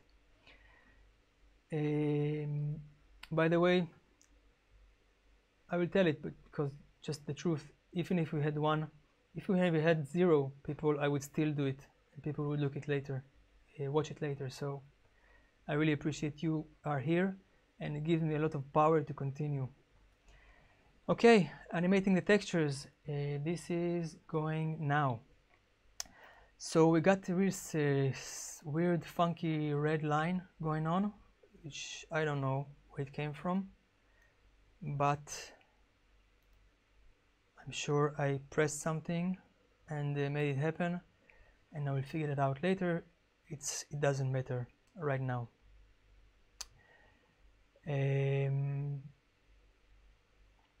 So right now what we're going to do is take the shape. Let's open a new shape layer. I mean, I could add them all here in the same shape, but it's not so easy to toil down this every time for each of the groups, so I like to have as less layers possible, but not everything in the same layer, because I think it's too much. So let's open a new shape layer, and this shape layer, we do the same trick we did. We're going to add a group because we like it to be ordered, and we're going to add this time an ellipse. Ellipse is added. Let's add a fill to it. This is a white fill, and we are going now to create a little animation just to make it visible that how this whole thing about animating the texture works. So I'm going to take this ellipse path. I'm going to manipulate its position and its size. So if I push it upwards and downwards on the y-axis, it moves, and what I'm going to do is do this animation ping pong. Start here and here, come back and create an animation of this. So it starts at 0, and it also starts in size 0. So I'm going to take this and I'm going to push it to the future, and I'm going to say right now, right here, you are 0.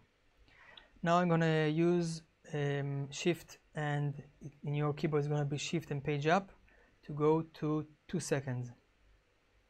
And then I'm going to get a marker, and I'm going to set a marker, and then holding shift I'm going to get it exactly on the 2 seconds.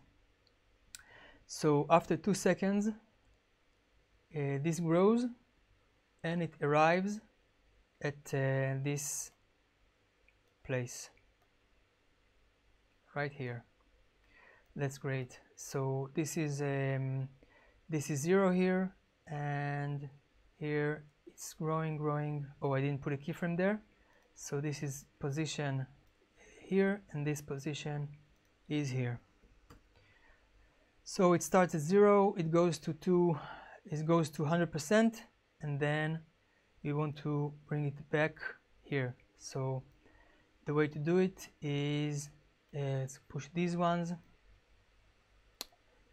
So in 4 seconds I'm going to have the position here. Okay, so it's gonna start at 0, grow here to 100, and then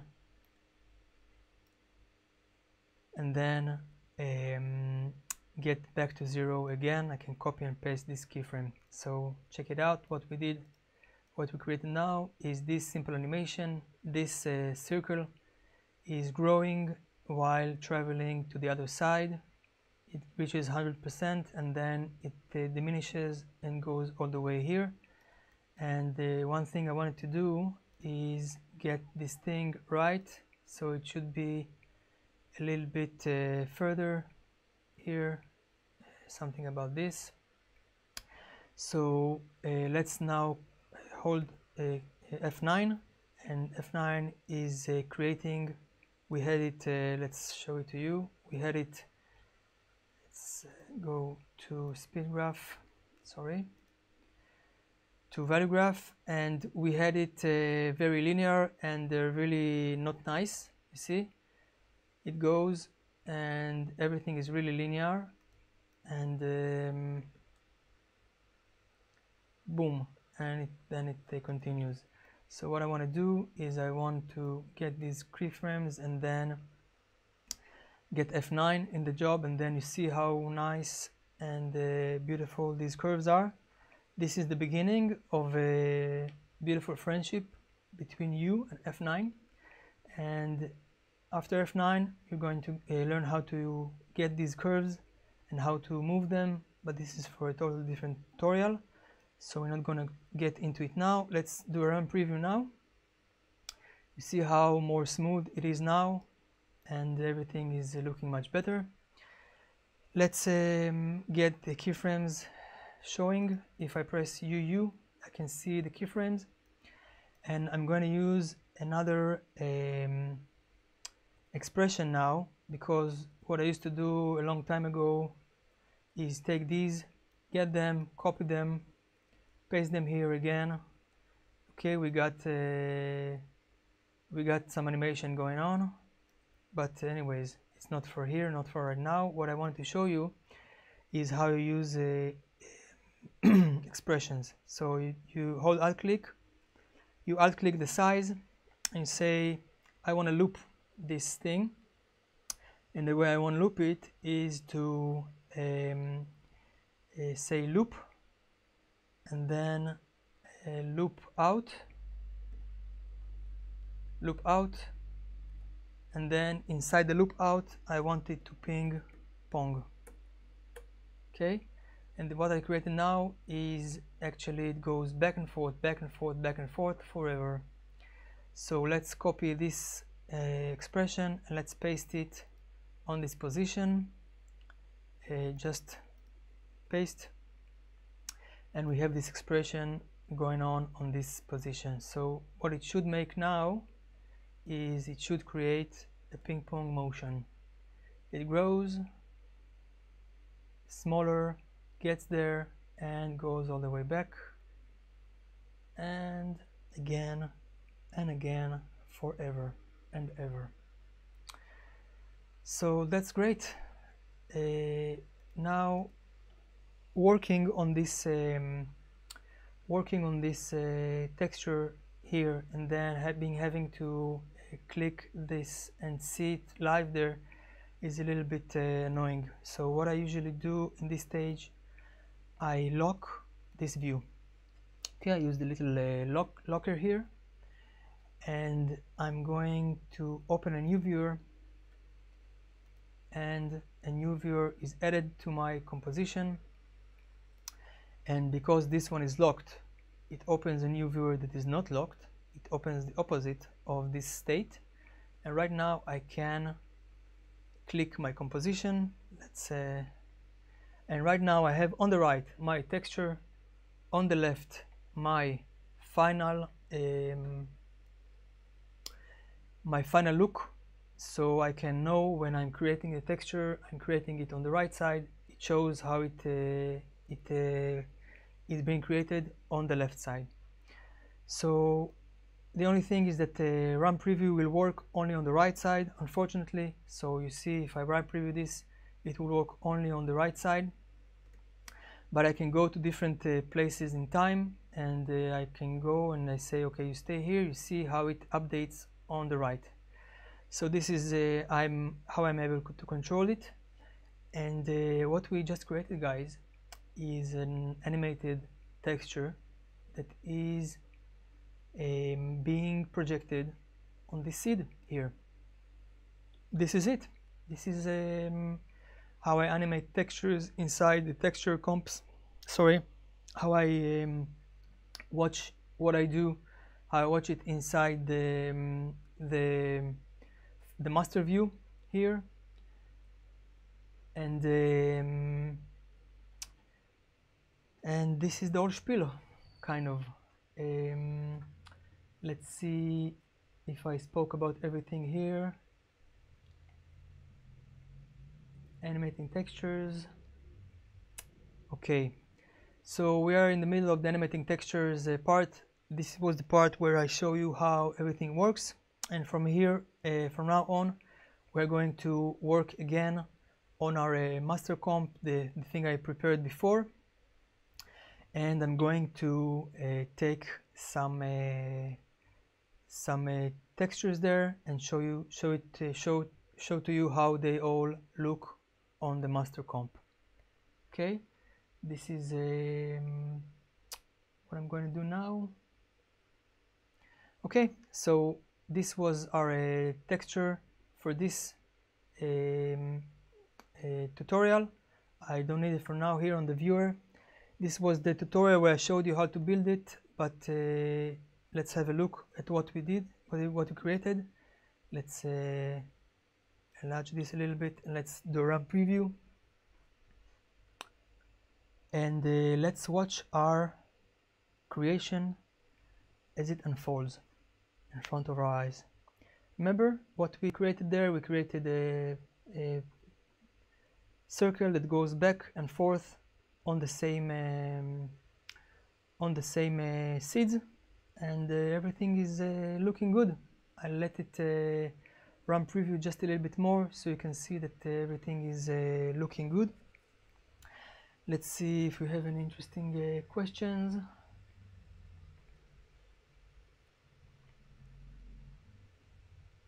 Philip says, now love F9. F9 is your best friend. We should do an F9 shirt, and only the ones who understand what F9 is will understand. Vistringa, I guess, says on the same thing. That's a great tip about the F9. Oh my god. Oh, they closed our electricity.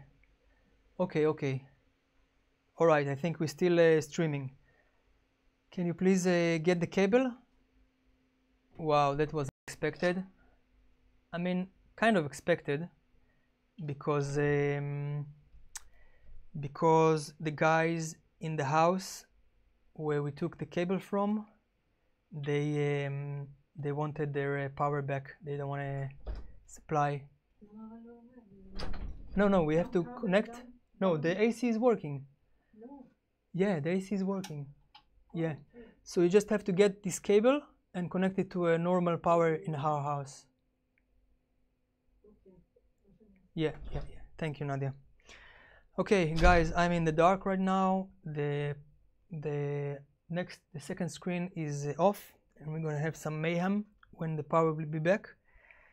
But don't fret, we're gonna continue for now. And what I wanted to show you was how this is being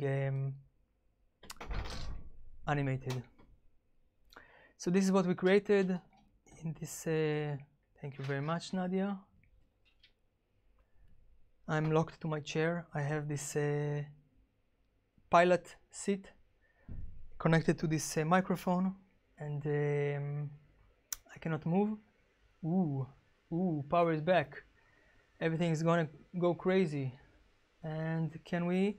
Yes, we can. Okay, so this is what we created. You can watch even if we hold this tilde key, we can watch a full screen and a full screen preview. Thank you very much, Nadia. If you just can go and pee for me also, it would be really nice. If you can go to the toilet for me. Okay, so this is what we created, and everything is good. But I'm going to show you now how I created the main thing that took me a long time. So I'm going to close this one, and I'm going to go back to my master composition, and this is how I created everything. Let me show you how it's built. Now that you understand more of the behind the scenes, you can see that we have 5 different masks and 5 different textures, and these are the 5 different textures here. We also have a few different cameras here, all kind of tries that I did. We have curves adjustment here just to give it a little bit a bump. And let's see different cameras. We have the camera from the side. This is the nice thing. After you create a 3D model, you can just move the camera around and create different clips out of it and different views. So let's go back to the front, And let's open what happened to my other viewer. It's gone. I'm gonna bring it back with the same trick we had, and we're gonna open here the seed mask. So I'm going to, you know what, first let's close all of the layers. Sorry, not all of the layers, but just the animation in the layers, the textures I mean. So we'll have everything white or black, so when we add the textures we can see how everything is being added. So here we have a white background for this. Here we have you see it's inside of a layer. Let's close these two layers. Let's create can we cover up? Let's close this for now. Let's close white and white background and the seeds. So we are starting to see the seeds first. The seeds have a shape layer where they have a shell. Let's turn it on. So this shell, everything it does, it just opens and closes, and it reveals the background behind it. And this background has a seed master, and this seed master is then being let's close this expression so I can show you where it is.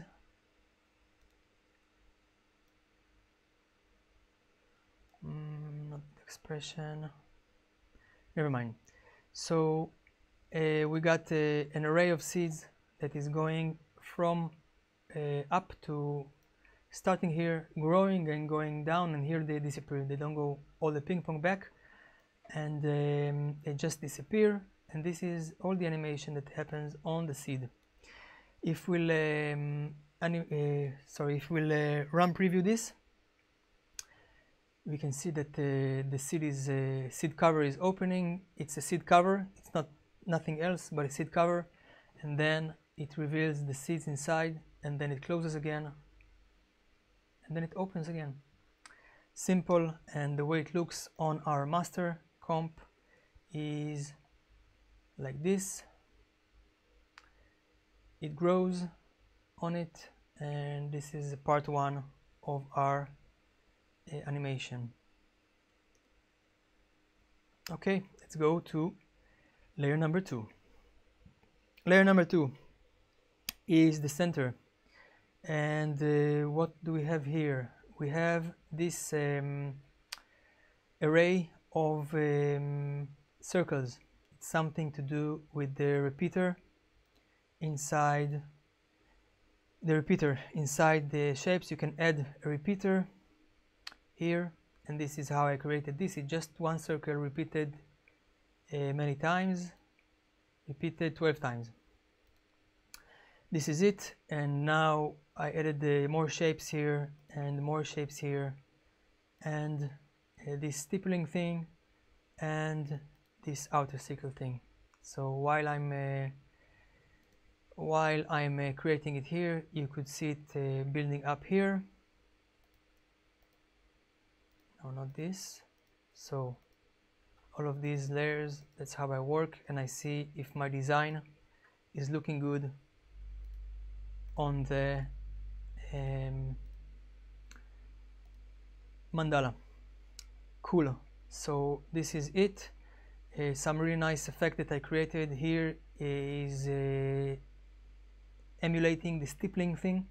Stipplings are people that you know, they use a pencil or some marker, and they just draw dots, and they can spend days and hours on it, and I really appreciate them. I don't have this the passion for stippling. So what I created here is a couple of shape layers with trim paths, and then each one of the there is some kind of an expression here that I will show you in the next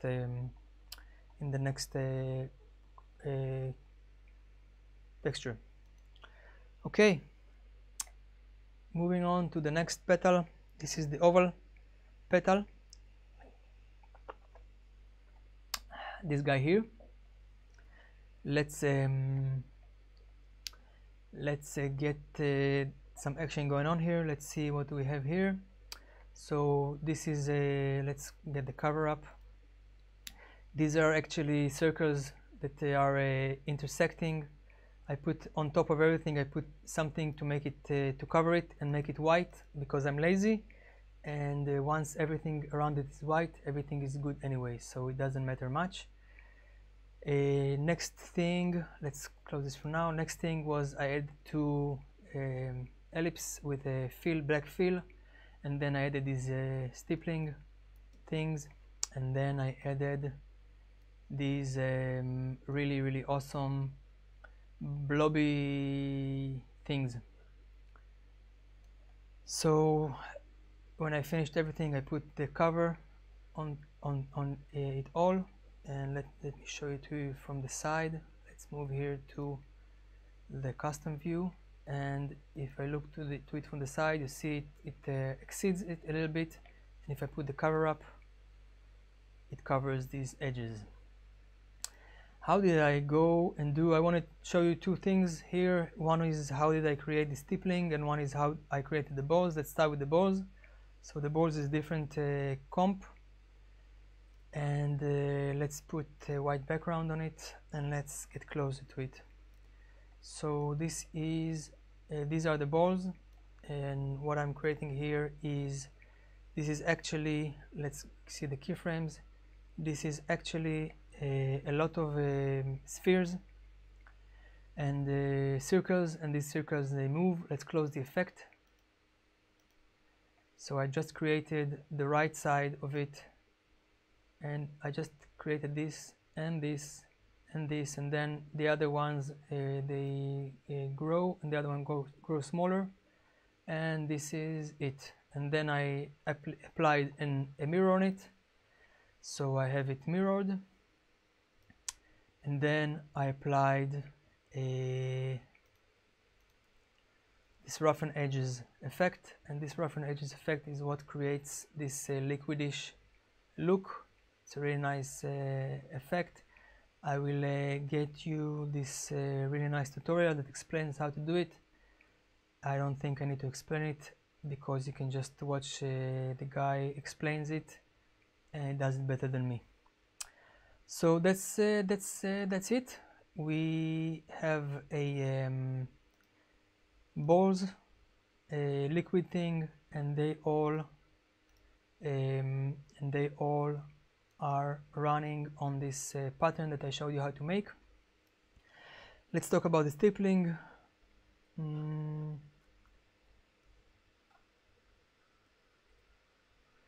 Let's talk about the stippling. The stippling is created. Let's duplicate this layer, and let's solo it, and let's solo the white background so I can show you. And this is just okay, so if I want to open the path, I can toil down everything, but it's really not so easy to go to all the way to this path, because I have to click this path to be able to manipulate this path. So a nice thing to do is click this, and then in the search box click path, and right now it was supposed, no, okay, stippling, what happened here? Stippling, I'm here on the right view. Let's see, I think I hid it or something. Stippling,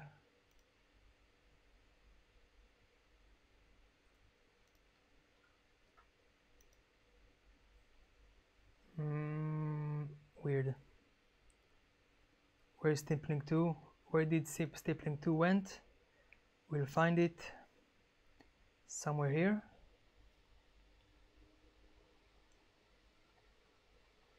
I don't know.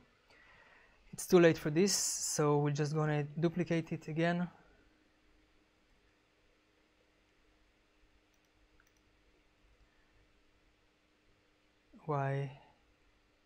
Okay. Let's close these and this and get stippling.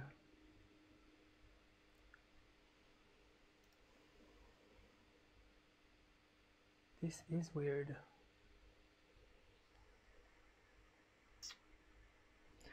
Okay, let's use our friend Control Z.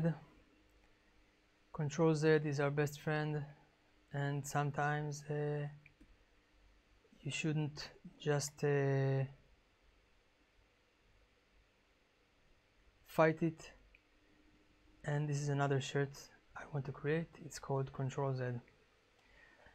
So we're back here, and I want to show you the stippling and this layer. I was here and I wanted to show you how I use path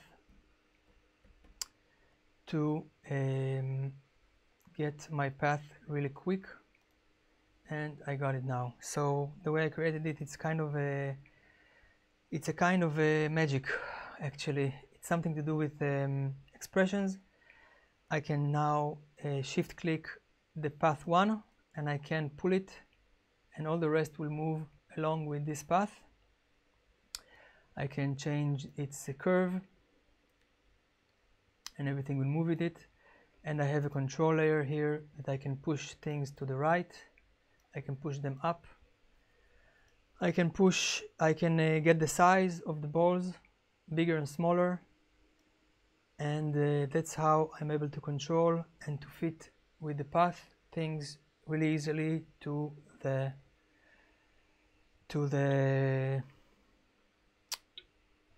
shape that I want to fit them to. So it has something to do with expressions. I myself, to be honest, don't remember how much I did it, but each one of the shapes is connected. Each one of the paths is connected to path 1. Okay, each one of the shapes is connected to shape 1 with this pick whip. Each one of the size is connected to the same slider here, and then it multiplied by some kind of factor. So this one is multiplied, the size is multiplied by 175, this is multiplied by 1.5, and the other one is 1.25.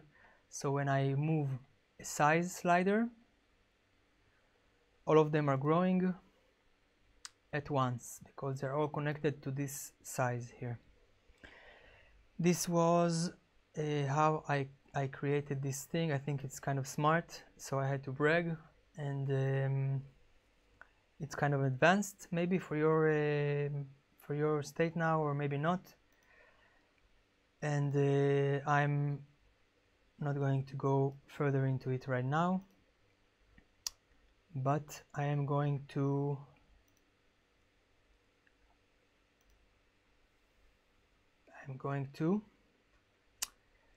get back at where we were before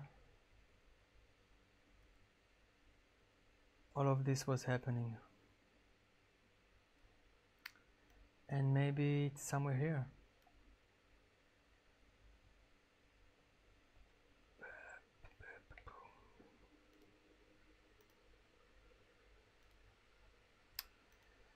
Right, we got things going on, yes or no? Almost. We forgot to get the roughen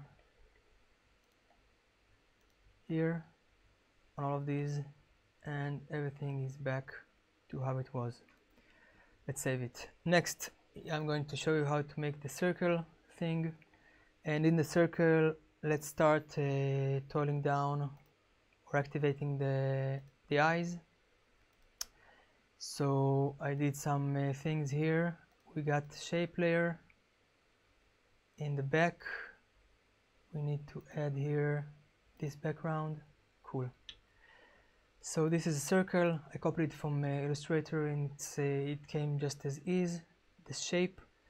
And the way I'm using it here is I have a black background.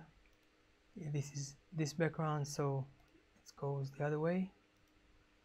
I'm going to have this and then add the black background on it, and then add these stippling, these white circles. Wait, you can see how it looks when it's being shown here.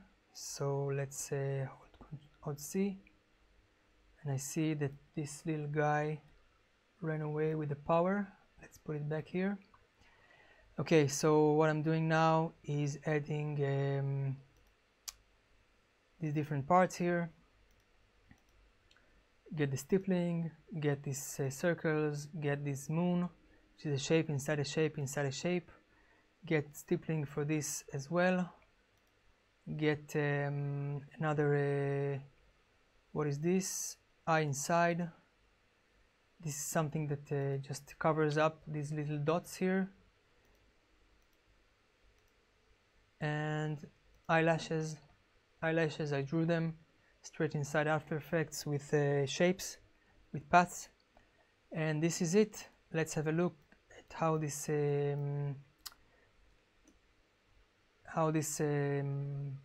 texture is animated. It's quite simple. We got the eye moving right and left, the pupil. We got this thing in the moon, spinning back and forth. There is not much going on, but when it goes and it adds up to our model, every little thing helps to give the final impression.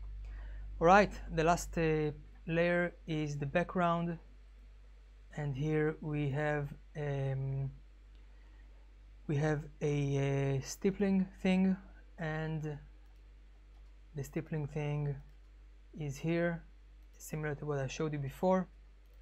What I did here to make it a little bit more interesting is that I animated the roughen edges, and if I let it animate, now you see that there is a little bit of animation happening on. It's really subtle, and you can add a little bit of interest to your see how it looks. Just moves a little bit. What I did here is I keyframed in the stippling. I keyframed the evolution of the roughen edges effect. Okay, I think I showed you everything about the way this mandala is created. I showed you how to animate the textures now, and let's see if I had everything on. Let's see this thing. Oh, it's on the other screen now.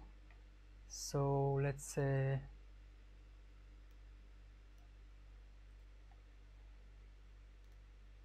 yeps. I'm using Canva, by the way, to have this outline. Animating textures, side-by-side view I showed you, shape layer basics, you will learn it, don't worry. Animating a sample, we animated, overview on selected designs and animations, we did it. This is the time to check with Nadia if anyone had a different, an interesting question or a comment. Somewhere here. Do you know how long the entire OrnaMental pack took you to make roughly? I think 4 months. I learned a lot while doing it. Where was it? I think it was beginning in Pushkar and ending in Milos. So March, April, April, May, and June of 2017, guys. Yes, I don't know. I think it was worth it. Henry Maid, hope keep going on only for two, only Not, two, not only 2. only not only 2 hours. Yeah. Listen, I have to throw it on you, and then I can go to sleep. Diego Tristan, just magic. Thanks for showing this layering. Full power, Diego. Bahav Shawara, how to make stippling. I showed you. It's something about. It's an old comment. I think I showed you. If not, I'll try to make a mini thing maybe to show it. That's genius. Do you remember, honey? What did you say about that genius? No. Number 30 virus said the genius about something. Thank you. And Philip says, wow, thank you, Nadia and Steve. You saved me a lot of time and speed up my learning curve like a starship. You are the Starship Enterprise, Philip. Beam me up. I mean, no. I beamed you up to my starship, Philip. You are on your starship, on your movie, but we are going parallel now. Nurion says, same here, and Nurion Lab says, thanks, STV. Great, guys. I really appreciate you appreciate my appreciation. Okay, camera angles and render. So, we have created this mandala. Let me talk to you briefly about camera angles. Let's go back to our we don't need this, and we can, actually we need it, but now we'll open it again. So once we have this front view, I can duplicate this camera and create different cameras. So we said lock this thing. Let's open a different view. What's going on here? View, new viewer. Not let me open a view. Yes, it will. It will. View, new viewer. Okay, we were there already, but this viewer will be side view. Not active camera, but side view. Side. Front, left, left. Okay, so what we have now is both of these views. This is the camera custom view. Let's put it on the active camera. And let's use this as our left view. I'm going to get my camera and just duplicate it and close the first camera ahead. This camera, I can use the gizmos here, Z, Y, and X to move it in the space. And what I'd like to create is to take this camera and to give it a little bit of a bend. I'm not going to hold, so I could get the gizmos. See, I'm moving it here and I see it here, and I could take it up, and this is another look I created. And this is nice for a behind the DJ look. We'll see what you can do with it in Resolume if we still have time. And this is the half a mandala view. Imagine it on the stage behind the DJ. It's gonna be looking wild. So this is one camera that we created. Let's call it a close-up. And then we can go to this camera and duplicate it again and close this one, and this will gonna be a side or a 3D, call it whatever you want to call. I call it the side. And instead of taking the gizmos, you can take this the camera itself and move it to the side. Get it closer, just about this. I have my point of interest straight in here, so that's why I can move this now on the Z, get it straight to the place where I wanted it, something like this. Now we have another view. This is a view from the side, and if we'll run preview it, it will look well. I think it's all good. It's all good. Your battery is finishing up. We are still on GPRS because we don't want to cut the scream. We want to continue screaming with you. Everybody, let's scream together now. Okay, so created 1, 2, 3 cameras. Let's talk about render settings now to wrap it up. Inside the ornamental, inside the element, I'm getting beyond my limit. Okay, let's talk about render settings. So everything is cool. When we want to render it, let's close this one for real now. When I want to render it, I'm going to use a few things. First of all, I'm going to render it with a ray traced ambient occlusion. Let's see that I'm changing the right layer. Yes. Ray traced ambient occlusion, I'm going to use 8 samples and 4 multi-samples. These ones I showed you. You can play with these parameters, RTO spread and RTO max distance, to get the ambient occlusion exactly right, the way you want it. And I changed the gamma to 5 to make it more pronounced. And here there is a RTO bias. Usually when you open elements, it's showing something like this, 0.1, and this is something I had a lot of problems with because it gets you a lot of artifacts inside the RTO, so you have to change it to 1. And you will have no artifacts. You're welcome. I just saved you some time with this artifact thing. Great. Before I'm about to render it, I'm going to get it to full render here to have the output on 4 multi-samples and 8 multi-sampling and 4 super sampling. You can play with it and see, get a close view on what's going on. And when everything is in 100%, you see that now you can see this these things here. How you call it? These jagged edges. Let's save it for now. Let's go inside elements, and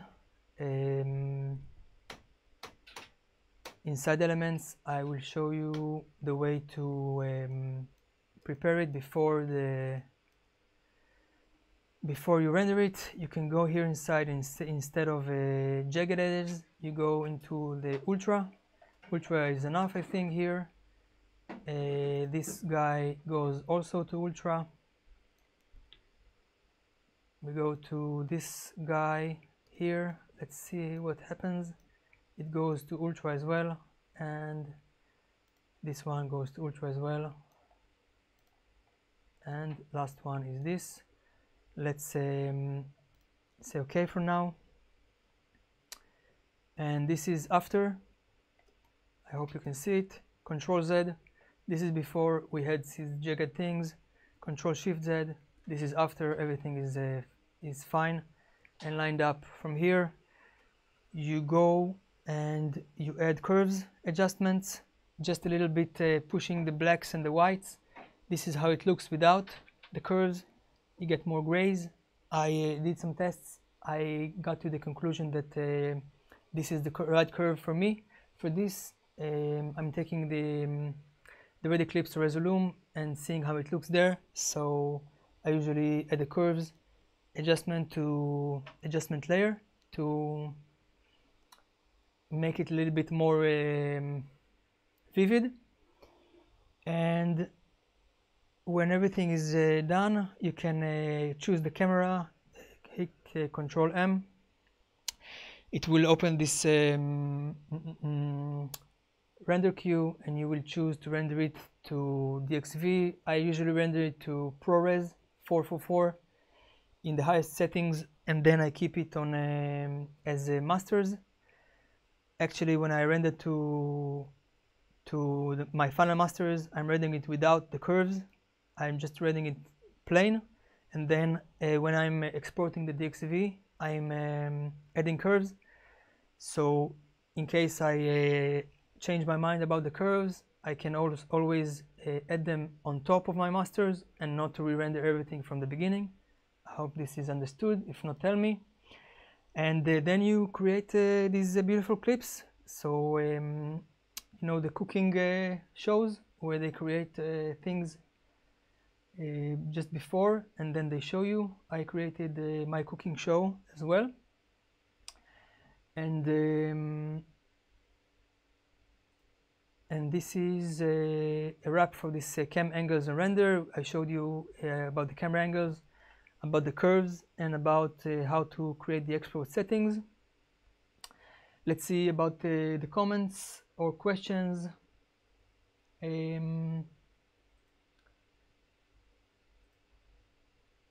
Hello from Cyprus, Cyprus full power. David says, thanks so much for sharing your knowledge with all of us. Fritz VJ says, this is actual art. You're so grateful for this knowledge, STVinMotion team. Thank you very much, Fritz or Freeze. Jesus Arian Diaz says, you are going to post this tutorial on your YouTube channel. Unfortunately, yes, Jesus. Jesus, sorry.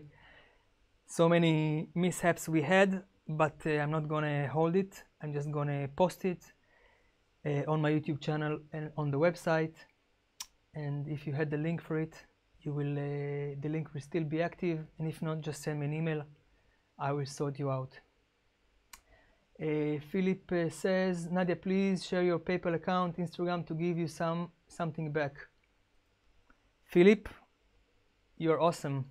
I want to tell you guys that we created a PayPal donation link, and let me show it to you now and tell you that of course it took us a long time to create this tutorial. To be honest, it took me something like 2 weeks from start to finish. I created this first the artwork of this mandala. It took a long while. This is taking always a long while to create this beautiful thing. I had it to be very good so you can get inspired. And then I was like, okay, I got it. Now how do I teach it? So I had to spend a lot of time thinking how to teach it. And we decided to give you the option to donate, and your donation will help us create more tutorials because time is money. And I just had to create this tutorial without any expectations, and I don't have any expectations from you, believe me. I will do it anyways. But if you want to make us do more tutorials, you can donate, and I will show you now our donation link, and QR code as well, and this is taking you directly to PayPal. I can send you the link. Let me first show it to you. So we have this here, and we have help us make more tutorials, donate, and the QR code. Again, I'm not expecting anything from you guys. I will do it anyways.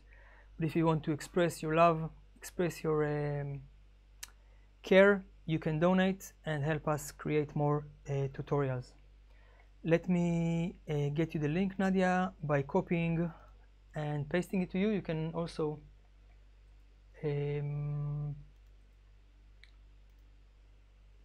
it's a long link. For now, we'll manage. We just had this donation thing idea. Nadia came up with the idea, smart girl, and we just created it yesterday. So this is it.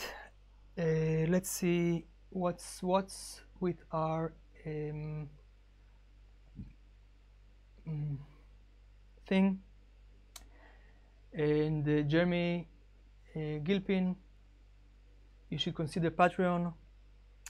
Maybe Jeremy, maybe, but I really don't want to be stressed about supplying things to my patrons. I really want to do things because I like them, because I have passion for them, and I think maybe Patreon will create more stress in my life.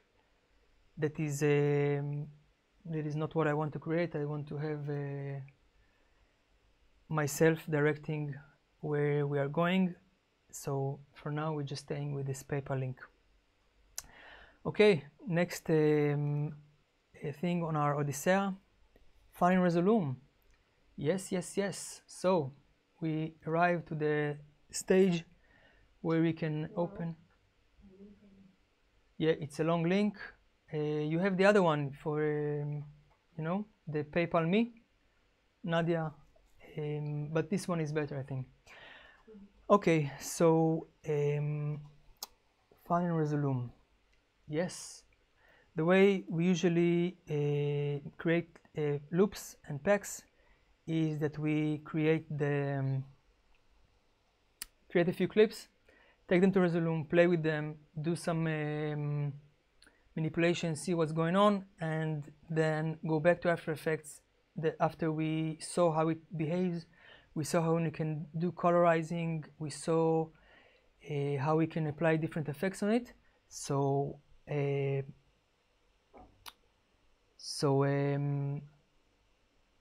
what I did here is I just took 3 clips that I created, which are this. Let's close the effects for now. I first had this beauty, and I was thinking, what can I create from this? So I created some colorized patterns with colorized by palette. It's a nice Resolume effect, and I'm using here this clockwork orange palette, and when you just use this effect, it's a little bit milky. So what I usually found useful to do is add a level before, add a level after, and look how in your face this thing came to be. This is it. Let's think about hue rotate, and of course once I got this thing, I can just change the colors, and if I have something like I don't know, purple and green, I can do this quite easily. So this is it for hue rotate. Let's see what else. Next I added the edge detection. Maybe you can close the colorize for now and look about this crazy look that I made out of it. And if it doesn't work for you, you have to get the levers to be more pronounced. And now I'm adding another level, adding another colorize by palette, the same scheme, and adding some blur, adding these levels, some more levels, and some blur, final blur. And I think I can add the colorize also, and look what I created. I think maybe something here is and inside the levels I created this beaming of this beaming look is created by using an envelope on the midpoint ratio of the levels. So these are effects that I found to be useful for now, and let's close them and check out the next clip I created, and look how beautiful everything looks. Now you know exactly what's going on each petal. And I created this a 3D view. This one is really exaggerated with the 24 I think millimeter camera.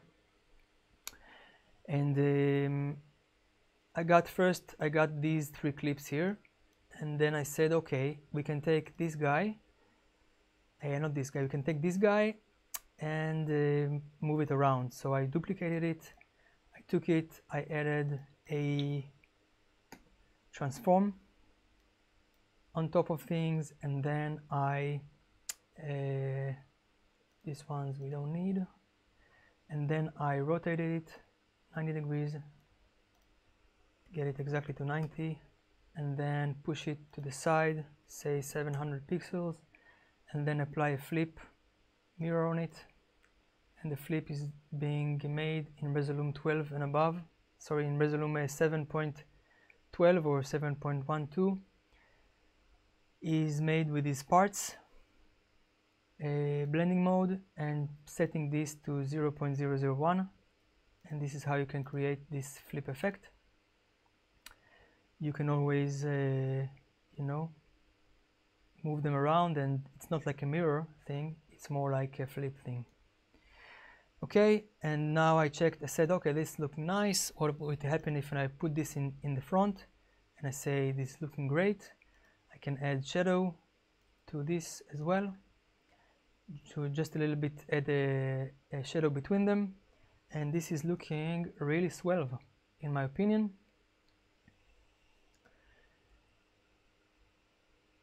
And I took this guy again and duplicated it, and let's stop this. I took it again, and this guy, I said, okay, what will happen if we drop radar cloner not on this guy? Okay, and this guy is also, it will also work. So I took the radar cloner and dropped it on this, and upped the radius, up this scale, and this can be an interesting frame that can, you saw me doing it many times, and now you will see me again putting a timeline rotation.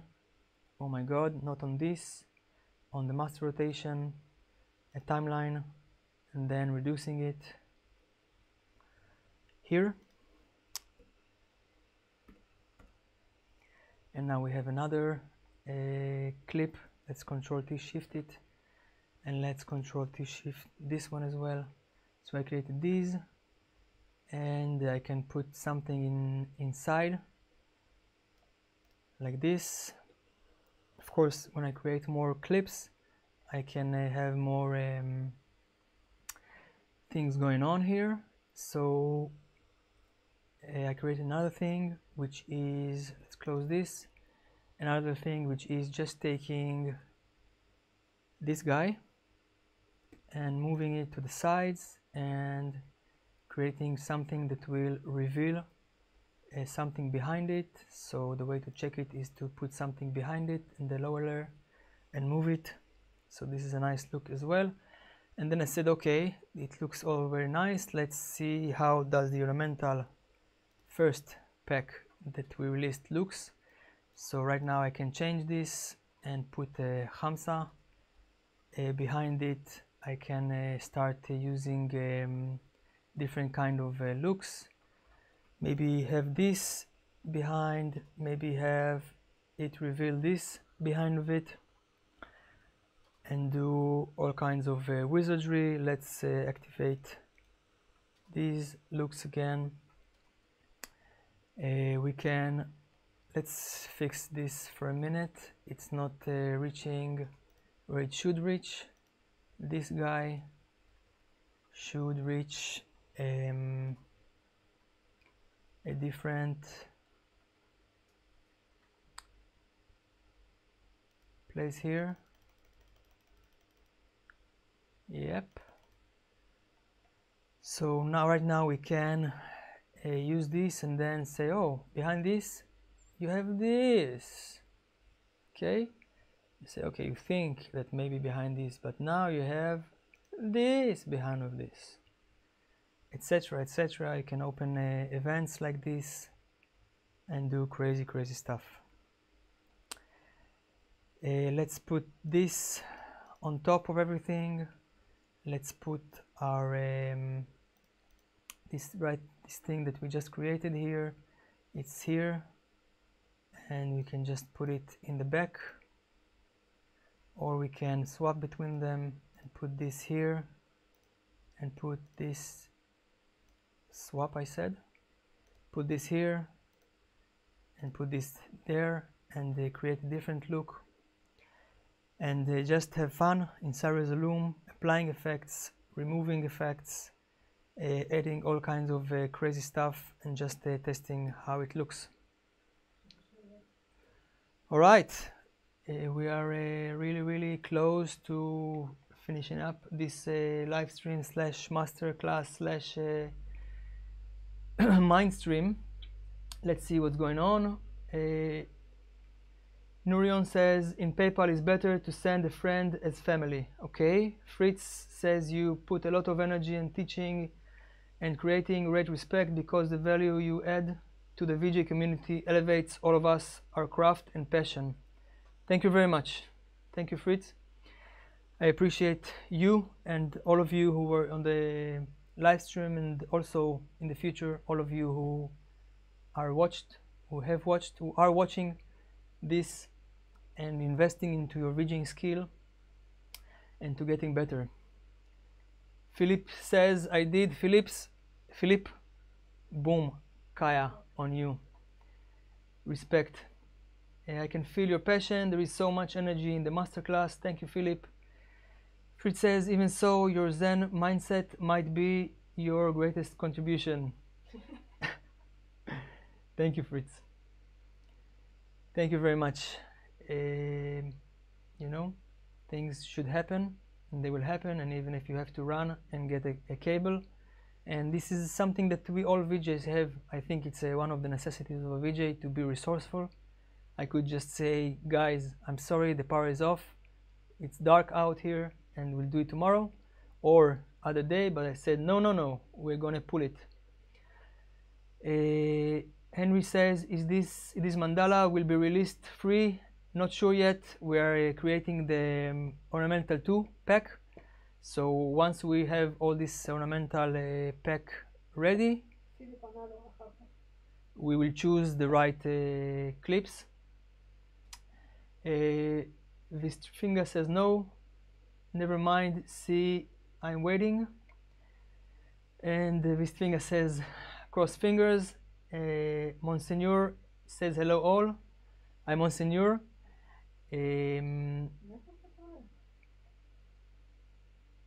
Oh my goodness, guys! I had a time.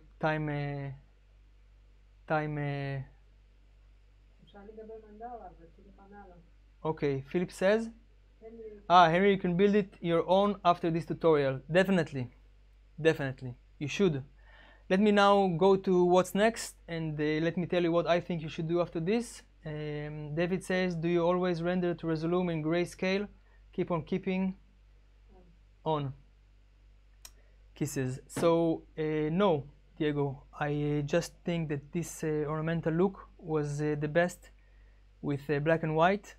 I think people really liked it because they could use it as mask layers in Resolume, and maybe I should show it in a tutorial in the future. But when it's black and white, first you can always color it inside Resolume like I showed you, and second you can use it as mask layers. And this is how the OrnaMental 1 was made, and maybe if we'll pull it the OrnaMental 2, this is how we'll make the OrnaMental 2. That's it. Now we are going and moving on to our next and last thing, which is what's next. So let me I shared everything I know with you, and I will share you this as well. There is a nice book, it's called Still Like an Artist. You should read it. It says, if you copy someone else's work, you're just a copycat, and if you steal the techniques of several artists, you are an artist of your own. You have created something that was not existing earlier. And what I mean to do by that is I really think that you should recreate this Seed of Life mandala that I just showed you. The reason for me to show it to you in such a detail was for you to sit and to put the work and to create this Seed of Life thing. When you will publish it, it might be looking like a little silly because many people are publishing the same thing. It's going to be looking a little bit silly. I'm not sure about it. What I do think is that you should do is take these techniques that I showed you and think how can you apply it after you created this tutorial.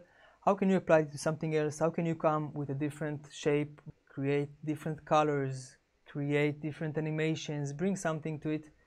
I trust you to take it to the next level. I will be watching. I can help you. I can give you critique.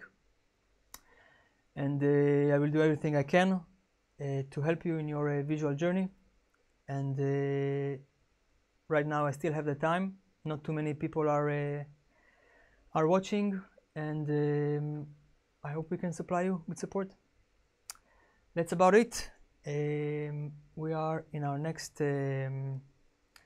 slide. This is the slide where we wanted to show you this, to say that you can help us contribute and create more tutorials, and literally buy us time to sit and think how to teach you. And this is the donate button or the QR code. We'll have the link below this video as well when it's going to be released. And that's about it. Sorry? Lo? We had some ideas to make a course. I'm not sure we are up to it.